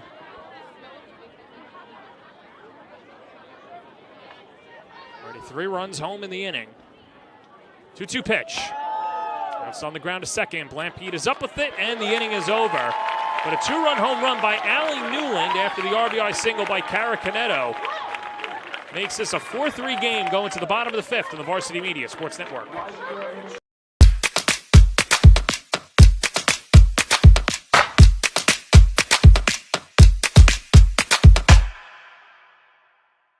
Varsity Media offers live streaming services for any sport. With human beings behind the camera, you can expect the proper coverage angles during each game. We offer customizable options such as live scoreboard, multiple cameras, instant replay, graphics, and even announcers. Find out how you can save $100 off a live stream package with Varsity Media by calling 516-403-2050 or email ben@varsitymedia.net.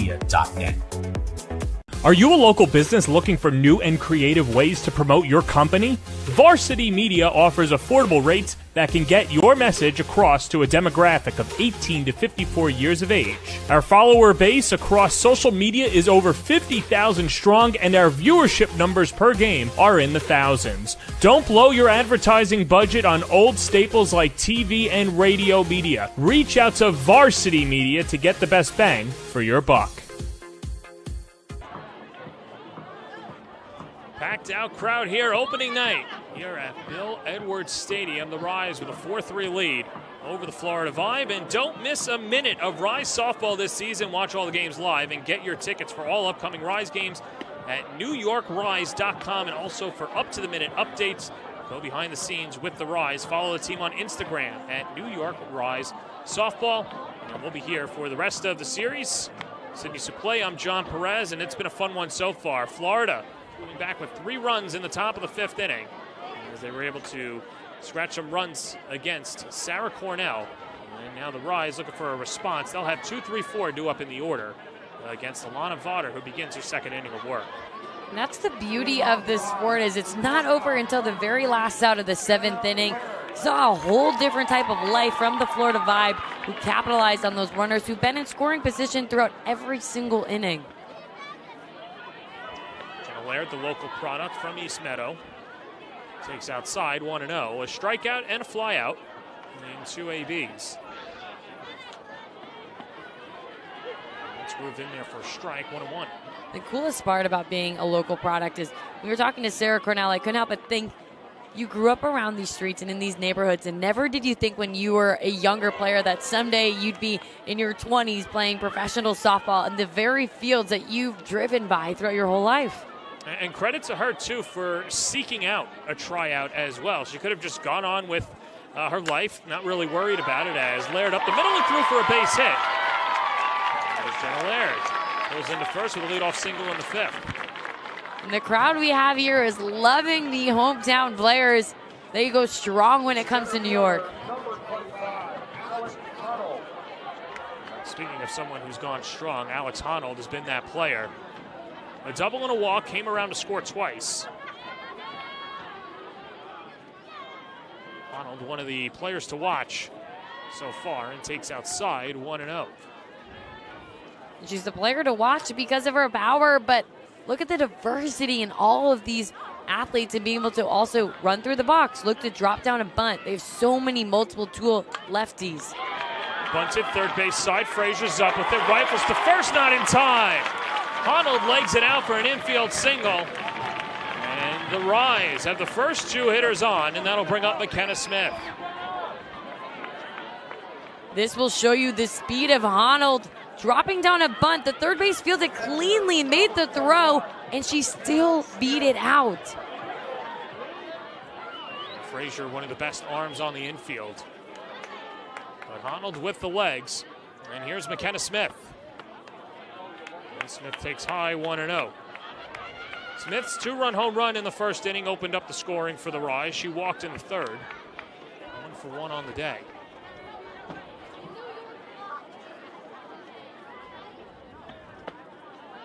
Count 1-1.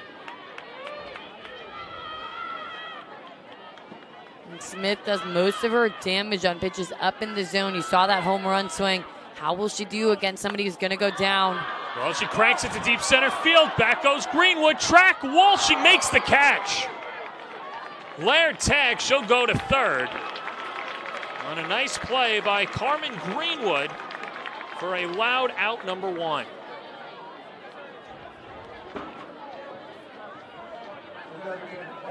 An incredible hit, but an even more incredible catch. Saving what could have been a home run. It might have hit the very top of the fence. Does a great job getting it in quickly. Only one runner advanced, but at first base, she stays put. Yeah, that's Honnold over at first. Laird goes to third. And now here's Linny Malkin. Sack flyer last time up. They needed a 4-0 Rise lead. This is the third time the Rise has been in a first and third situation. Something that doesn't happen very often in games, but has happened for them a lot tonight. Now we count 2-0 to Malkin. Malkin from Broomfield, Colorado, hitting .308 on the year, 2 home runs, 3 RBIs. All-time home run leader at Arkansas with 50 home runs in her career. First team All-SEC. 2022, hits it on the ground to third. Frazier's up with it, goes across the diamond. 2 away. Frazier does a wonderful job checking all of her points. She fields the ball. You saw her take a peek at second, trying to think about a double play. Didn't have it there. Knew she wanted to go to first, but before she went to first base, looked the runner back at third and fired across the diamond, saving a run from being scored. Sammy Williams attacks the first pitch, and a dive and a catch. Allie Newland, what a play to retire the side. Newland so cool, she wears her sunglasses at night and makes the play to get the vibe through it. A top 10 play right there. A ball that was jammed, you thought was going to fall and cause a little bit of havoc, but she does a great job having her pitchers back. We go to the 6th, 4-3 Rise on the Varsity Media Sports Network. You're watching Varsity Media, New York's premier high school sports network. Are you a local business looking for new and creative ways to promote your company? Varsity Media offers affordable rates that can get your message across to a demographic of 18 to 54 years of age. Our follower base across social media is over 50,000 strong, and our viewership numbers per game are in the thousands. Don't blow your advertising budget on old staples like TV and radio media. Reach out to Varsity Media to get the best bang for your buck.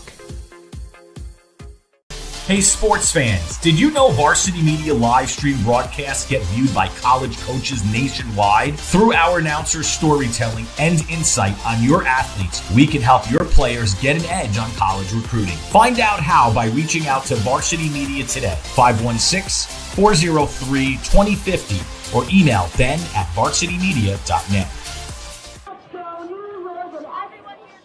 A 4-3 lead for the New York Rise over the Florida Vibe as we go to the top of the 6th inning.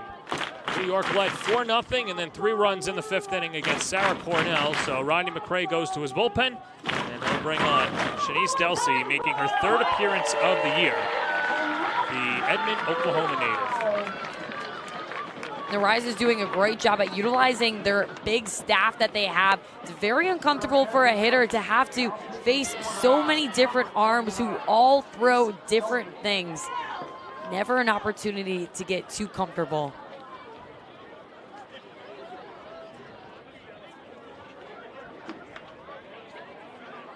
So Sarah Cornell only went in an inning, gave up 3 runs on 2 hits, a walk and a strikeout. You see the numbers on Delsey, a 1.79 ERA in 3 innings of work. As Madison Kennedy, the number 6 hitter, will lead it off, but not before Smith gets on the same page with Delsey. When you look at a pitcher like Delsey, who's had very few opportunities so far, it's all about just gaining that confidence and being on the mound with this team, confidence in yourself, but also getting on the same page with your catcher. You're seeing they're looking like they're going to take a few extra steps. They're looking towards the dugout. They might need something different before she takes the mound. What do you think it is? Potentially a pitch card. This looks like what it's going to be. It actually looks like tape. Now, when it gets dark at night, it can be very hard for a pitcher to see the fingers of what the sign is going to be. So a great tool that catchers use is putting tape around their fingers, or they have bright colored nail polish. I had a catcher used to paint them hot pink, hot yellow, anything to help their pitcher see at night. Oh, that's Lisa Anderson, one of the assistant coaches, along with Tony Marie Valerio and Adam Capodieci, rounding out the staff. But yeah, she's going with the tape there, and I get it. It's fashionable, the hot pink, the lime green. I get it, but sometimes you just might not be able to see it at night, and I think that's what Delsey was telling her. So better to nip it in the bud early on and get on the same page. Of course, in softball, we haven't seen the pitch com yet. I'm sure that will come sooner rather than later. But either way, for you as a pitcher, did you have a preference? Did you like the nail polish, or did you want the tape? Either one works for me, but I think the biggest thing is that making sure that you're on the same page early. I'm glad they're doing this now before Delsey even throws her first pitch, because it's very hard to get out of rhythm then. Might as well, as you said, nip it in the butt before it goes and just move through it together. So Smith goes back behind the plate, and here's Madison Kennedy 0 for 2 on the day.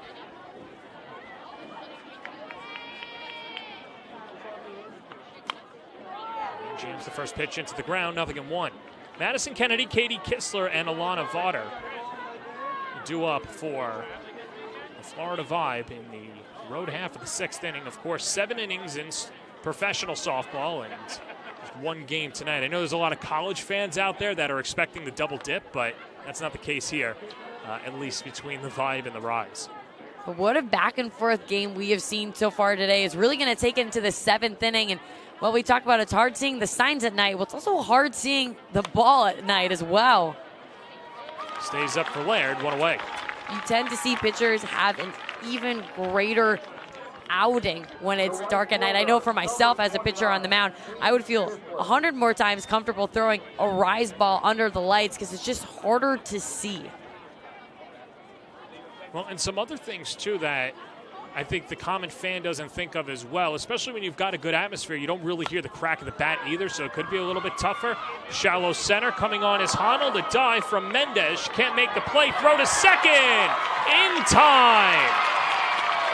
Good recovery. Alex Honnold throws out Katie Kistler for an exciting out number 2. And what an effort by Mendez. But then to be able to have the backup ready to go, a throw on the dime. You see Kistler tries to slide, stop before, and step around it. But the tag was applied. Great job just playing together as a team. It'll be ruled a single and then an 8-4 putout. As Alana Vaughter takes low, 1-0. Vaughter 0 for 2 on the day with a couple of strikeouts. And the count even at 1-1.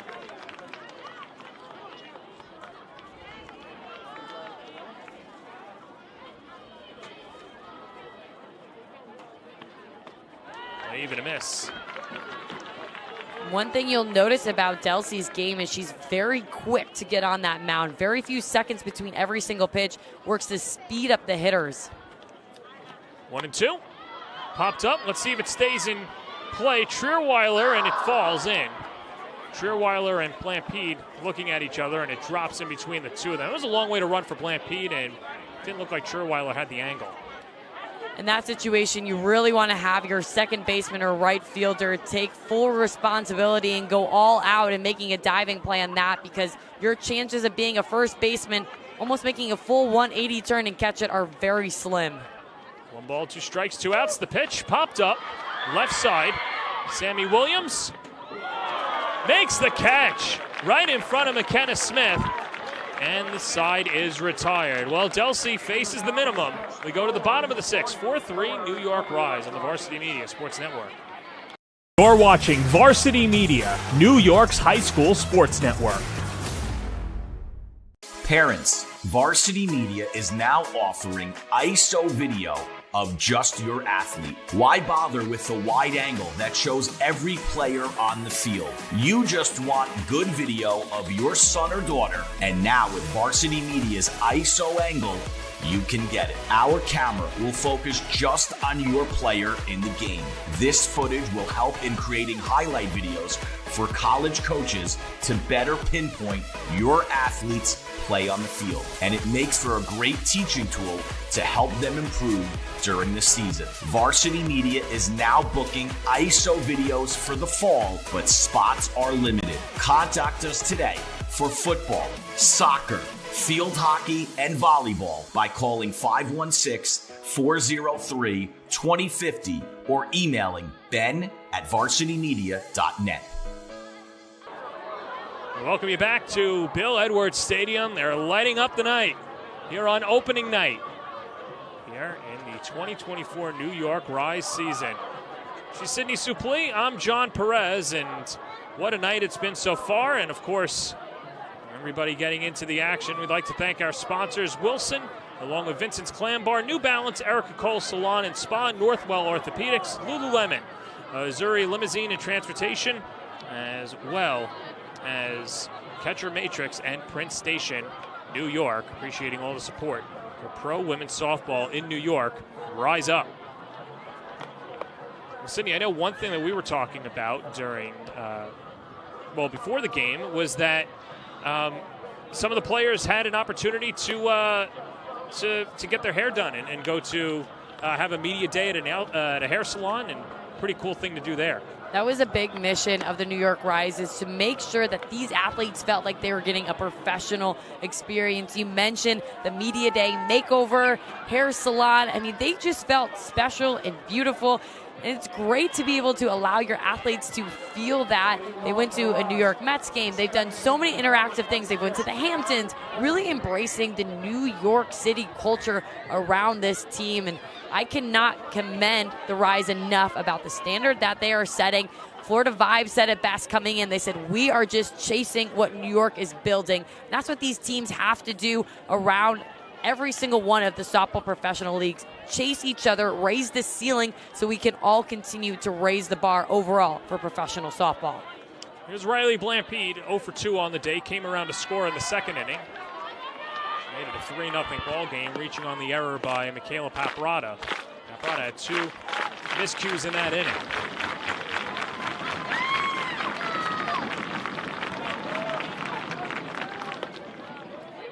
Alana Vaughter paints the outside corner, 2-1. Vaughter's come on in relief, has thrown back-to-back shutout innings. Trying to keep her team in the game. Came in at a 4-0 deficit, now it's 4-3 as Blampede shoots it foul.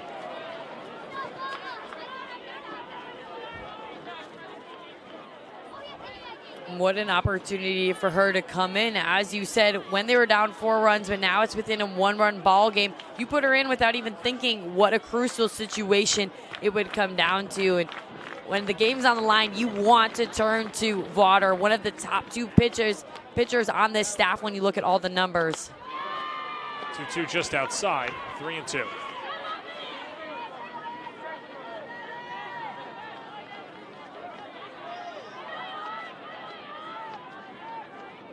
Payoff pitch.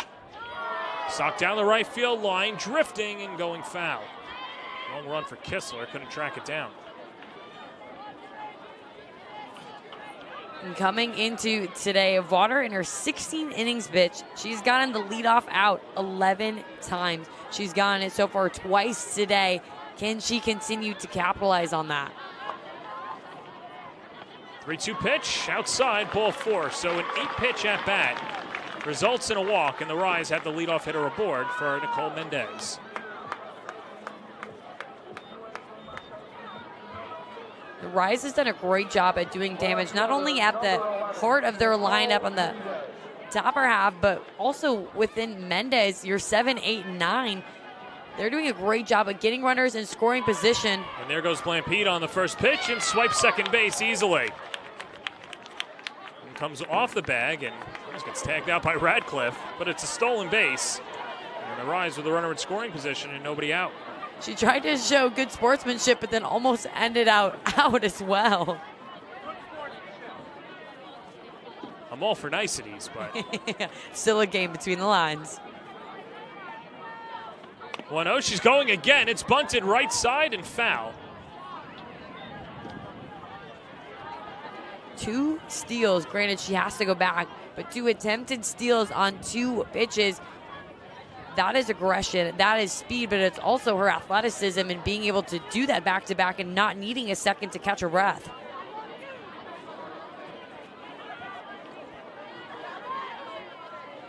Blampede with now 2 stolen bases on the year. We'll see if they put her in motion again. Not going, 2-1. Mendez so far today, her 2 hit balls have been to the right side of the field. She's going to want to continue that as well and advance the runner to third. 2-1, tag foul, 2-2.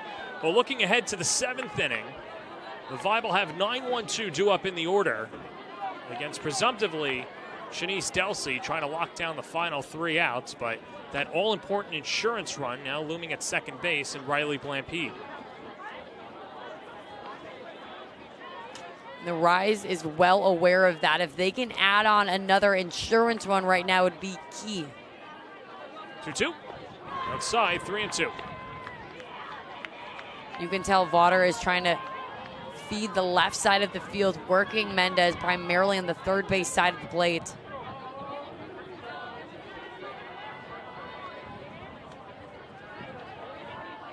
Vawter gets the sign. Here comes the payoff pitch. Inside, ball 4. And so back-to-back walks to begin the 6th.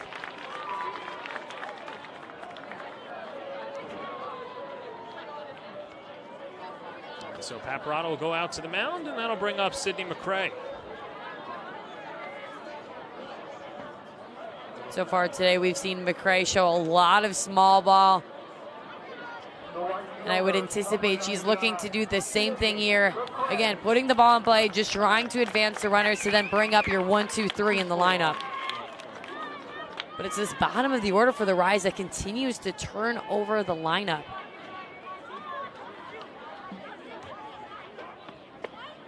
McCray pulls back. But you're right, it is bottom third of the lineup. They've produced a run. They're 1 for 7 with a couple of walks in there. And talk about table setting from all parts of the lineup. The bottom portion has lived up to it. Right back to the mound. No play at third as Vawter goes to first to get McCray. So it wasn't a bunt, but just as good. Blampede to third, Mendez to second. And now the top of the order, Ashley Trierweiler steps up. I love that heads-up play by Vawter. She fielded the ball and immediately popped her legs to third base. Frazier, who was crashing on the bunt, wasn't able to get there in time, adjust her feet, but just that fact that her first thought was to get the leadoff out is huge. Trierweiler 0 for 3 with 3 strikeouts today. 2 against Kaylin Arnold, the starter for Florida, and then struck out against Vaughter to end the 4th inning. 0-1, wave and a miss. 0-2. Slap it and go the other way.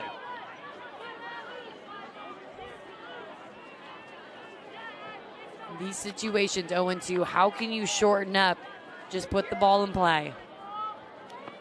0-2, driven to left field. That'll get some runs in. It'll get them all in. It's a 3-run home run for Ashley Trierweiler. And the Rise have opened it up on Trierweiler's 2nd home run of the year. And that makes it 7-3. On an 0-2 pitch to be able to capitalize it.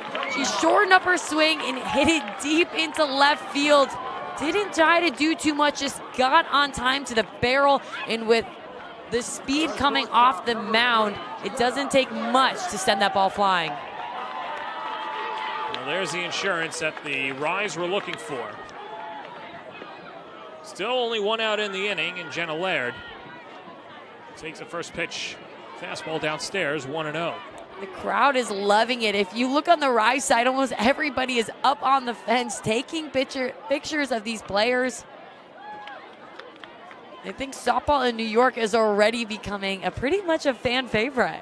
Well, and especially with Laird at the plate, too, the local hero.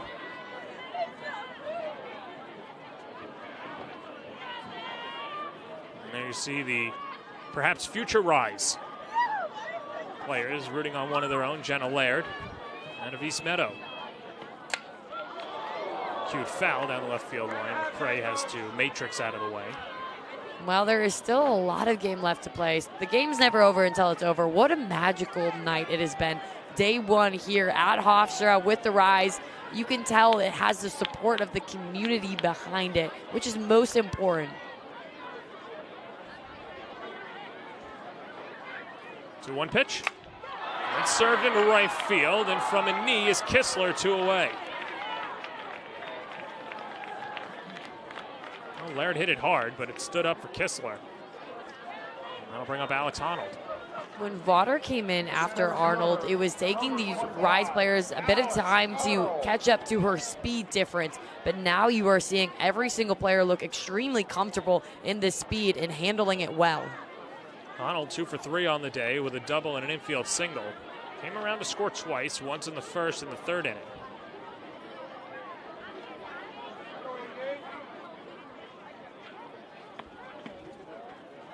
Pitch misses, 2-0.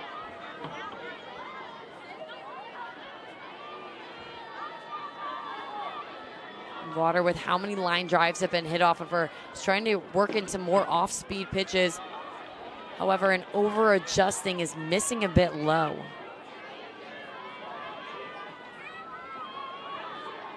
Well, McKenna Smith, who also has a home run in this game, would be next.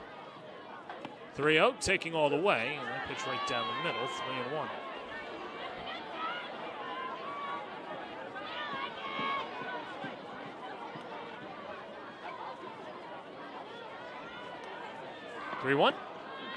That's low, ball 4. So Vaughter, who had good control coming into the inning, now serves her 3rd walk of the frame.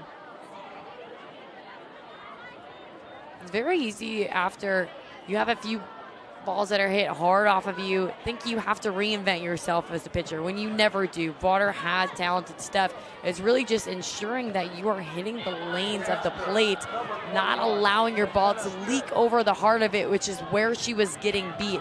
The speed was there, the spin was there. When she gets that location is when she's starting to see the success she saw from Rise early on. Smith attacks the first pitch and flares it foul down the right field line. A loud strike 1. Smith, a 2-run home run in the 1st inning, got the party started. A walk and a fly out. 1 for 2 officially.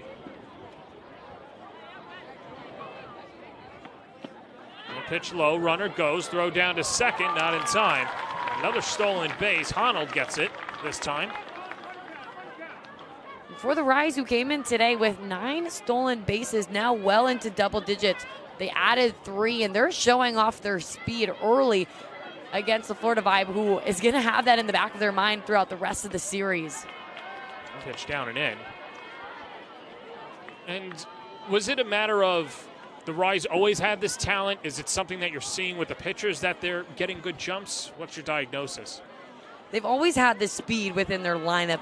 Now I think they're starting to utilize it more, and that could come down to having a team meeting, talking from player to coach, saying, we have speed in our team, let's use it more. And what I really have enjoyed from them today is how much they are sending their players in motion when a ball is put in play. Right through the box, and that's due for a base hit. Honnold rounds third. Here comes a throw to the plate, not in time. No throw to second. It's an RBI single for McKenna Smith. She's driven in 3. It's an 8-3 lead for the Rise in the 6th.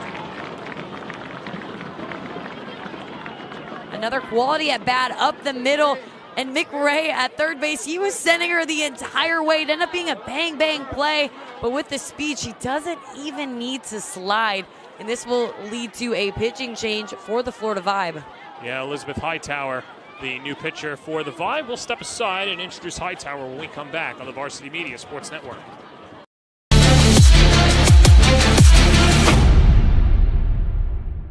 Hey sports fans, did you know Varsity Media live stream broadcasts get viewed by college coaches nationwide? Through our announcers' storytelling and insight on your athletes, we can help your players get an edge on college recruiting. Find out how by reaching out to Varsity Media today, 516-403-2050, or email ben@varsitymedia.net. Parents, Varsity Media is now offering ISO video of just your athlete. Why bother with the wide angle that shows every player on the field? You just want good video of your son or daughter, and now with Varsity Media's ISO angle, you can get it. Our camera will focus just on your player in the game.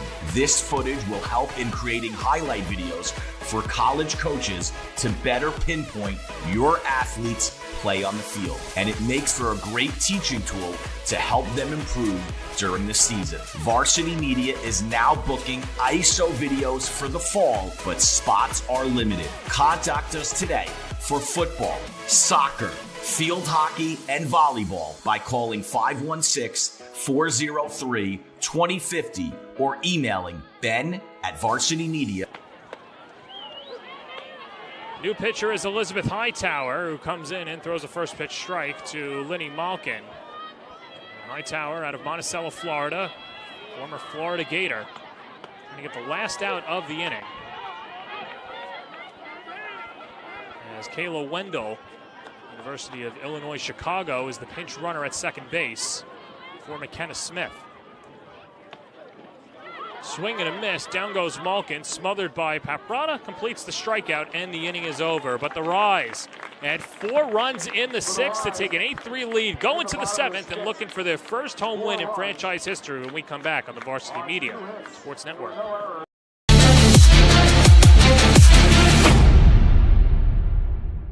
Hey sports fans, did you know Varsity Media live stream broadcasts get viewed by college coaches nationwide? Through our announcers' storytelling and insight on your athletes, we can help your players get an edge on college recruiting. Find out how by reaching out to Varsity Media today, 516-403-2050, or email ben@varsitymedia.net. Hey parents, how about a bobblehead for your athlete? Bobbleheads are one of the most preferred personalized gift items today, and it's so easy to order. All you need is a photo of your athlete, a model number from our extensive collection of bobbleheads, and the sculpting process begins. 2 proofs are sent for your approval, and once it's approved, in a few weeks, your bobblehead is on the way. It's that simple. Order your bobblehead today by logging into varsitymediapass.com and click catalogs, or call 516-403-2050. Welcome you back to Bill Edwards Stadium, and Rodney McRae has to be happy with what he's been seeing out of his offense, particularly in the last inning, scoring 4 runs in the 6th to make a 4-3 game into an 8-3 lead, and now 3 outs away from picking up the first home victory in franchise history. I cannot think of anyone more passionate as team than Coach McRae. They need a cam on him when he's at third base coaching, because I have seen him running with half the players as they're rounding the base, willing them to get home. The perfect person to have leading this team. He's been a lot of fun to watch. Caught up with them quickly before the game, and someone who is very locked into a schedule, very regiment-driven, and good to see. And now Shanice Delsey looking for the final 3 outs of the ball game. She'll deal to Grayson Radcliffe, Carmen Greenwood, and Kara Canetto. 9-1-2 due up for the Vibe. The first pitch below the knees, 1-0. If you're the Vibe, it can feel so draining to have to go after you just gave up a 4 spot in the bottom of the 6th, but it's really just passing the bat. Nobody is going to hit a home run right now that's going to tie the game, but can you draw a walk? Can you draw a base hit? And before you know it, you could put yourself back into this ball game like they did in the top of the 5th. Pitch heaved in for a strike to Radcliffe. 1 for 1 on the day with a walk and came around to score in the 5th. RBI single and a 2-run home run in the 5th inning. Responsible for all 3 Vibe runs. Count even at 2-2.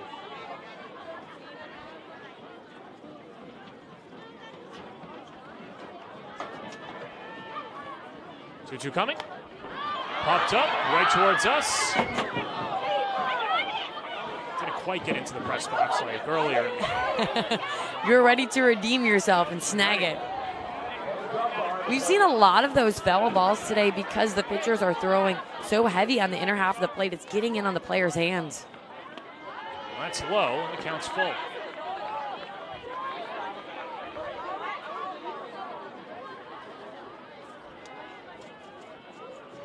Three-two. On the ground to third, backhanded by Williams, slings it across the diamond, 1 away. Nifty play by Sammy Williams on the backhand for the first out of the 7th. The wows I heard in the crowd when she did it effortlessly, going to her backhand.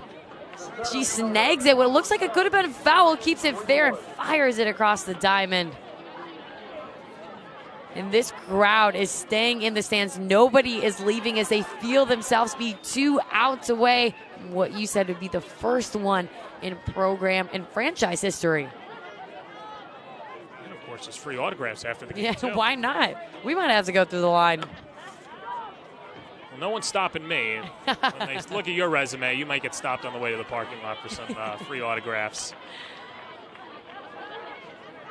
Here's Carmen Greenwood. 2 sacrifice bunts, officially 0 for 1 on the day. Rolled on the ground. Nice diving stop by Blampede. Fires to first in time. The Rise flashing the leather in the 7th, and they're an out away from the victory. Defense will win you ball games when you're willing to spread your body on the line, get up to your feet and make this play. This is what made the Rise so dominant so far in their early start to building this franchise. Kara Canetto, a couple of hits on the day, and waves and fouls off the first pitch. Rise 0-1. And as a pitcher, if I'm Delsey, I am fired up with my defense making these plays behind me. They're laying it all out for me, so I'm going to lay it all out for them. Canetto, an RBI single her last time up. And the pitch low, 1-1.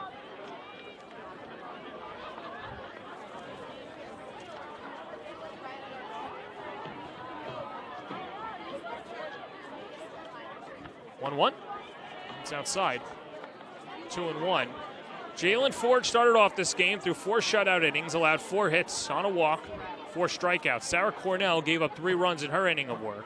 And now Shanice Delsey 1 out away. Here's a 2-1. Hit on the ground to second, backhanded by Blampede. Fires to first, and the ball game is over. The New York Rise pick up their first home victory in franchise history, an 8-3 win over the Florida Vibe. Pitching, defense, hitting, it was all on display as the Rise pick up win number 1 at Bill Edwards Stadium. Put it in the history books. It started with their offense, putting so much pressure on them in the first 3 innings, and then they came through in a huge way, putting up a 4 spot in the 6th, but then the arms of a complete pitching staff, throwing 3 different athletes on the mound, for the Florida Vibe. They were never able to get quite comfortable enough. Yeah, well, what a good victory for the Rise. They take the first game of the series, first of 3, of course, as well. And we mentioned, of course, earlier, led by their catcher, McKenna Smith. She had a couple of hits, the big blow in the first inning, and then the RBI single in the 6th. And we see in a good sportsmanship at the circle as well. And that's one of the things, too. Obviously, you talk about the competition, but it seems like there's a tight-knit vibe when it comes to all of these programs in the league as well. And, of course, the two-team prayer. This is a tradition you started to see take place on the college scene. Oklahoma softball spearheading in it, and now it's carrying its way over to pro softball. We've been talking about the game a ton. We cannot take away from this historic moment that's happening in front of our eyes here in New York. All of the people who made it possible on this field, off this field, what they are building with New York Rise softball is something that will hopefully be around for years, and they're building themselves up to create something special. Well, this night will always be special. The first home victory in New York Rise history. We'll take a break. When we come back, we'll speak to our player of the game on the post-game show here on the Varsity Media Sports Network.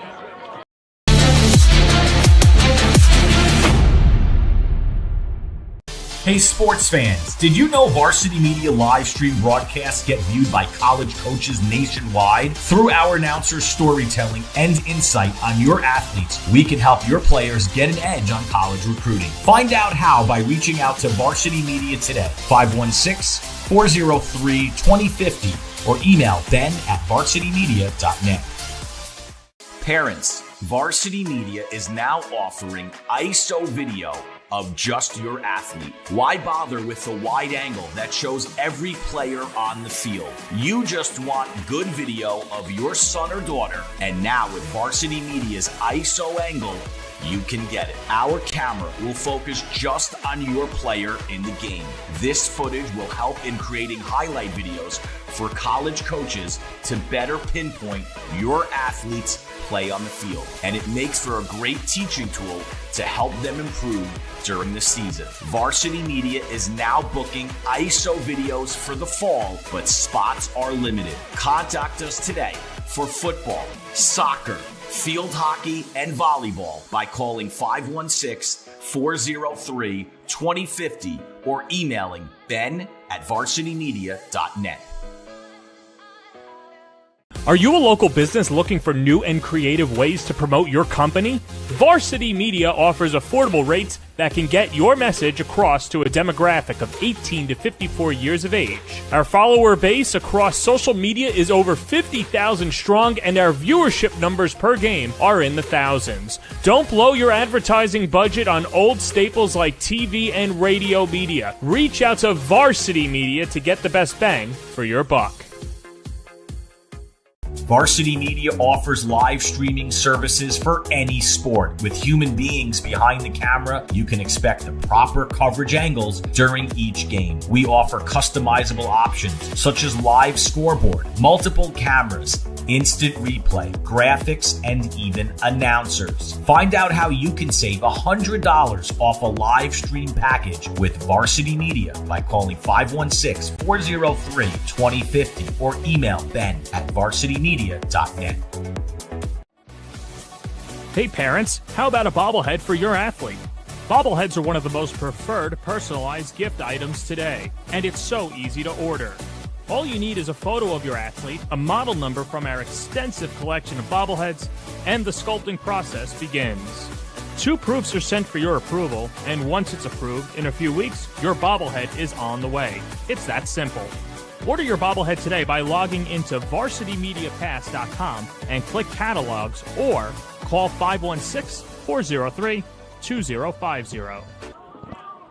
We welcome you back to Bill Edwards Stadium here at Hofstra University. Game number 1, home game number 1, and victory number 1 is in the books, and we're joined by our player of the game, McKenna Smith. McKenna, congratulations.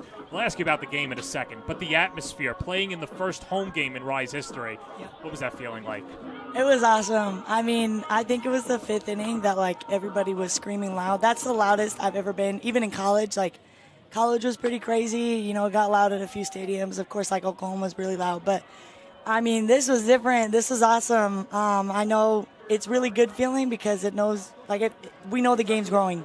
I mean, we had a bunch of people out here that truly were cheering. They weren't just there to, watch a game and, leave early. They were there because they were entertained.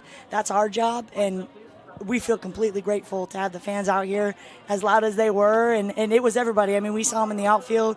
We saw them. I had them right behind the plate. They were in my ear, and I loved it the whole game. And I think all of us were really, really happy about getting a crowd here and performing for them. It was almost like you fed off the crowd throughout the entire game, specifically in your at-bats. I want you to break them down for me because you were so comfortable in huge pressure situations. You came through clutch for your team. Yeah, I think a lot of it has to do with, my teammates, like we talked about a plan before.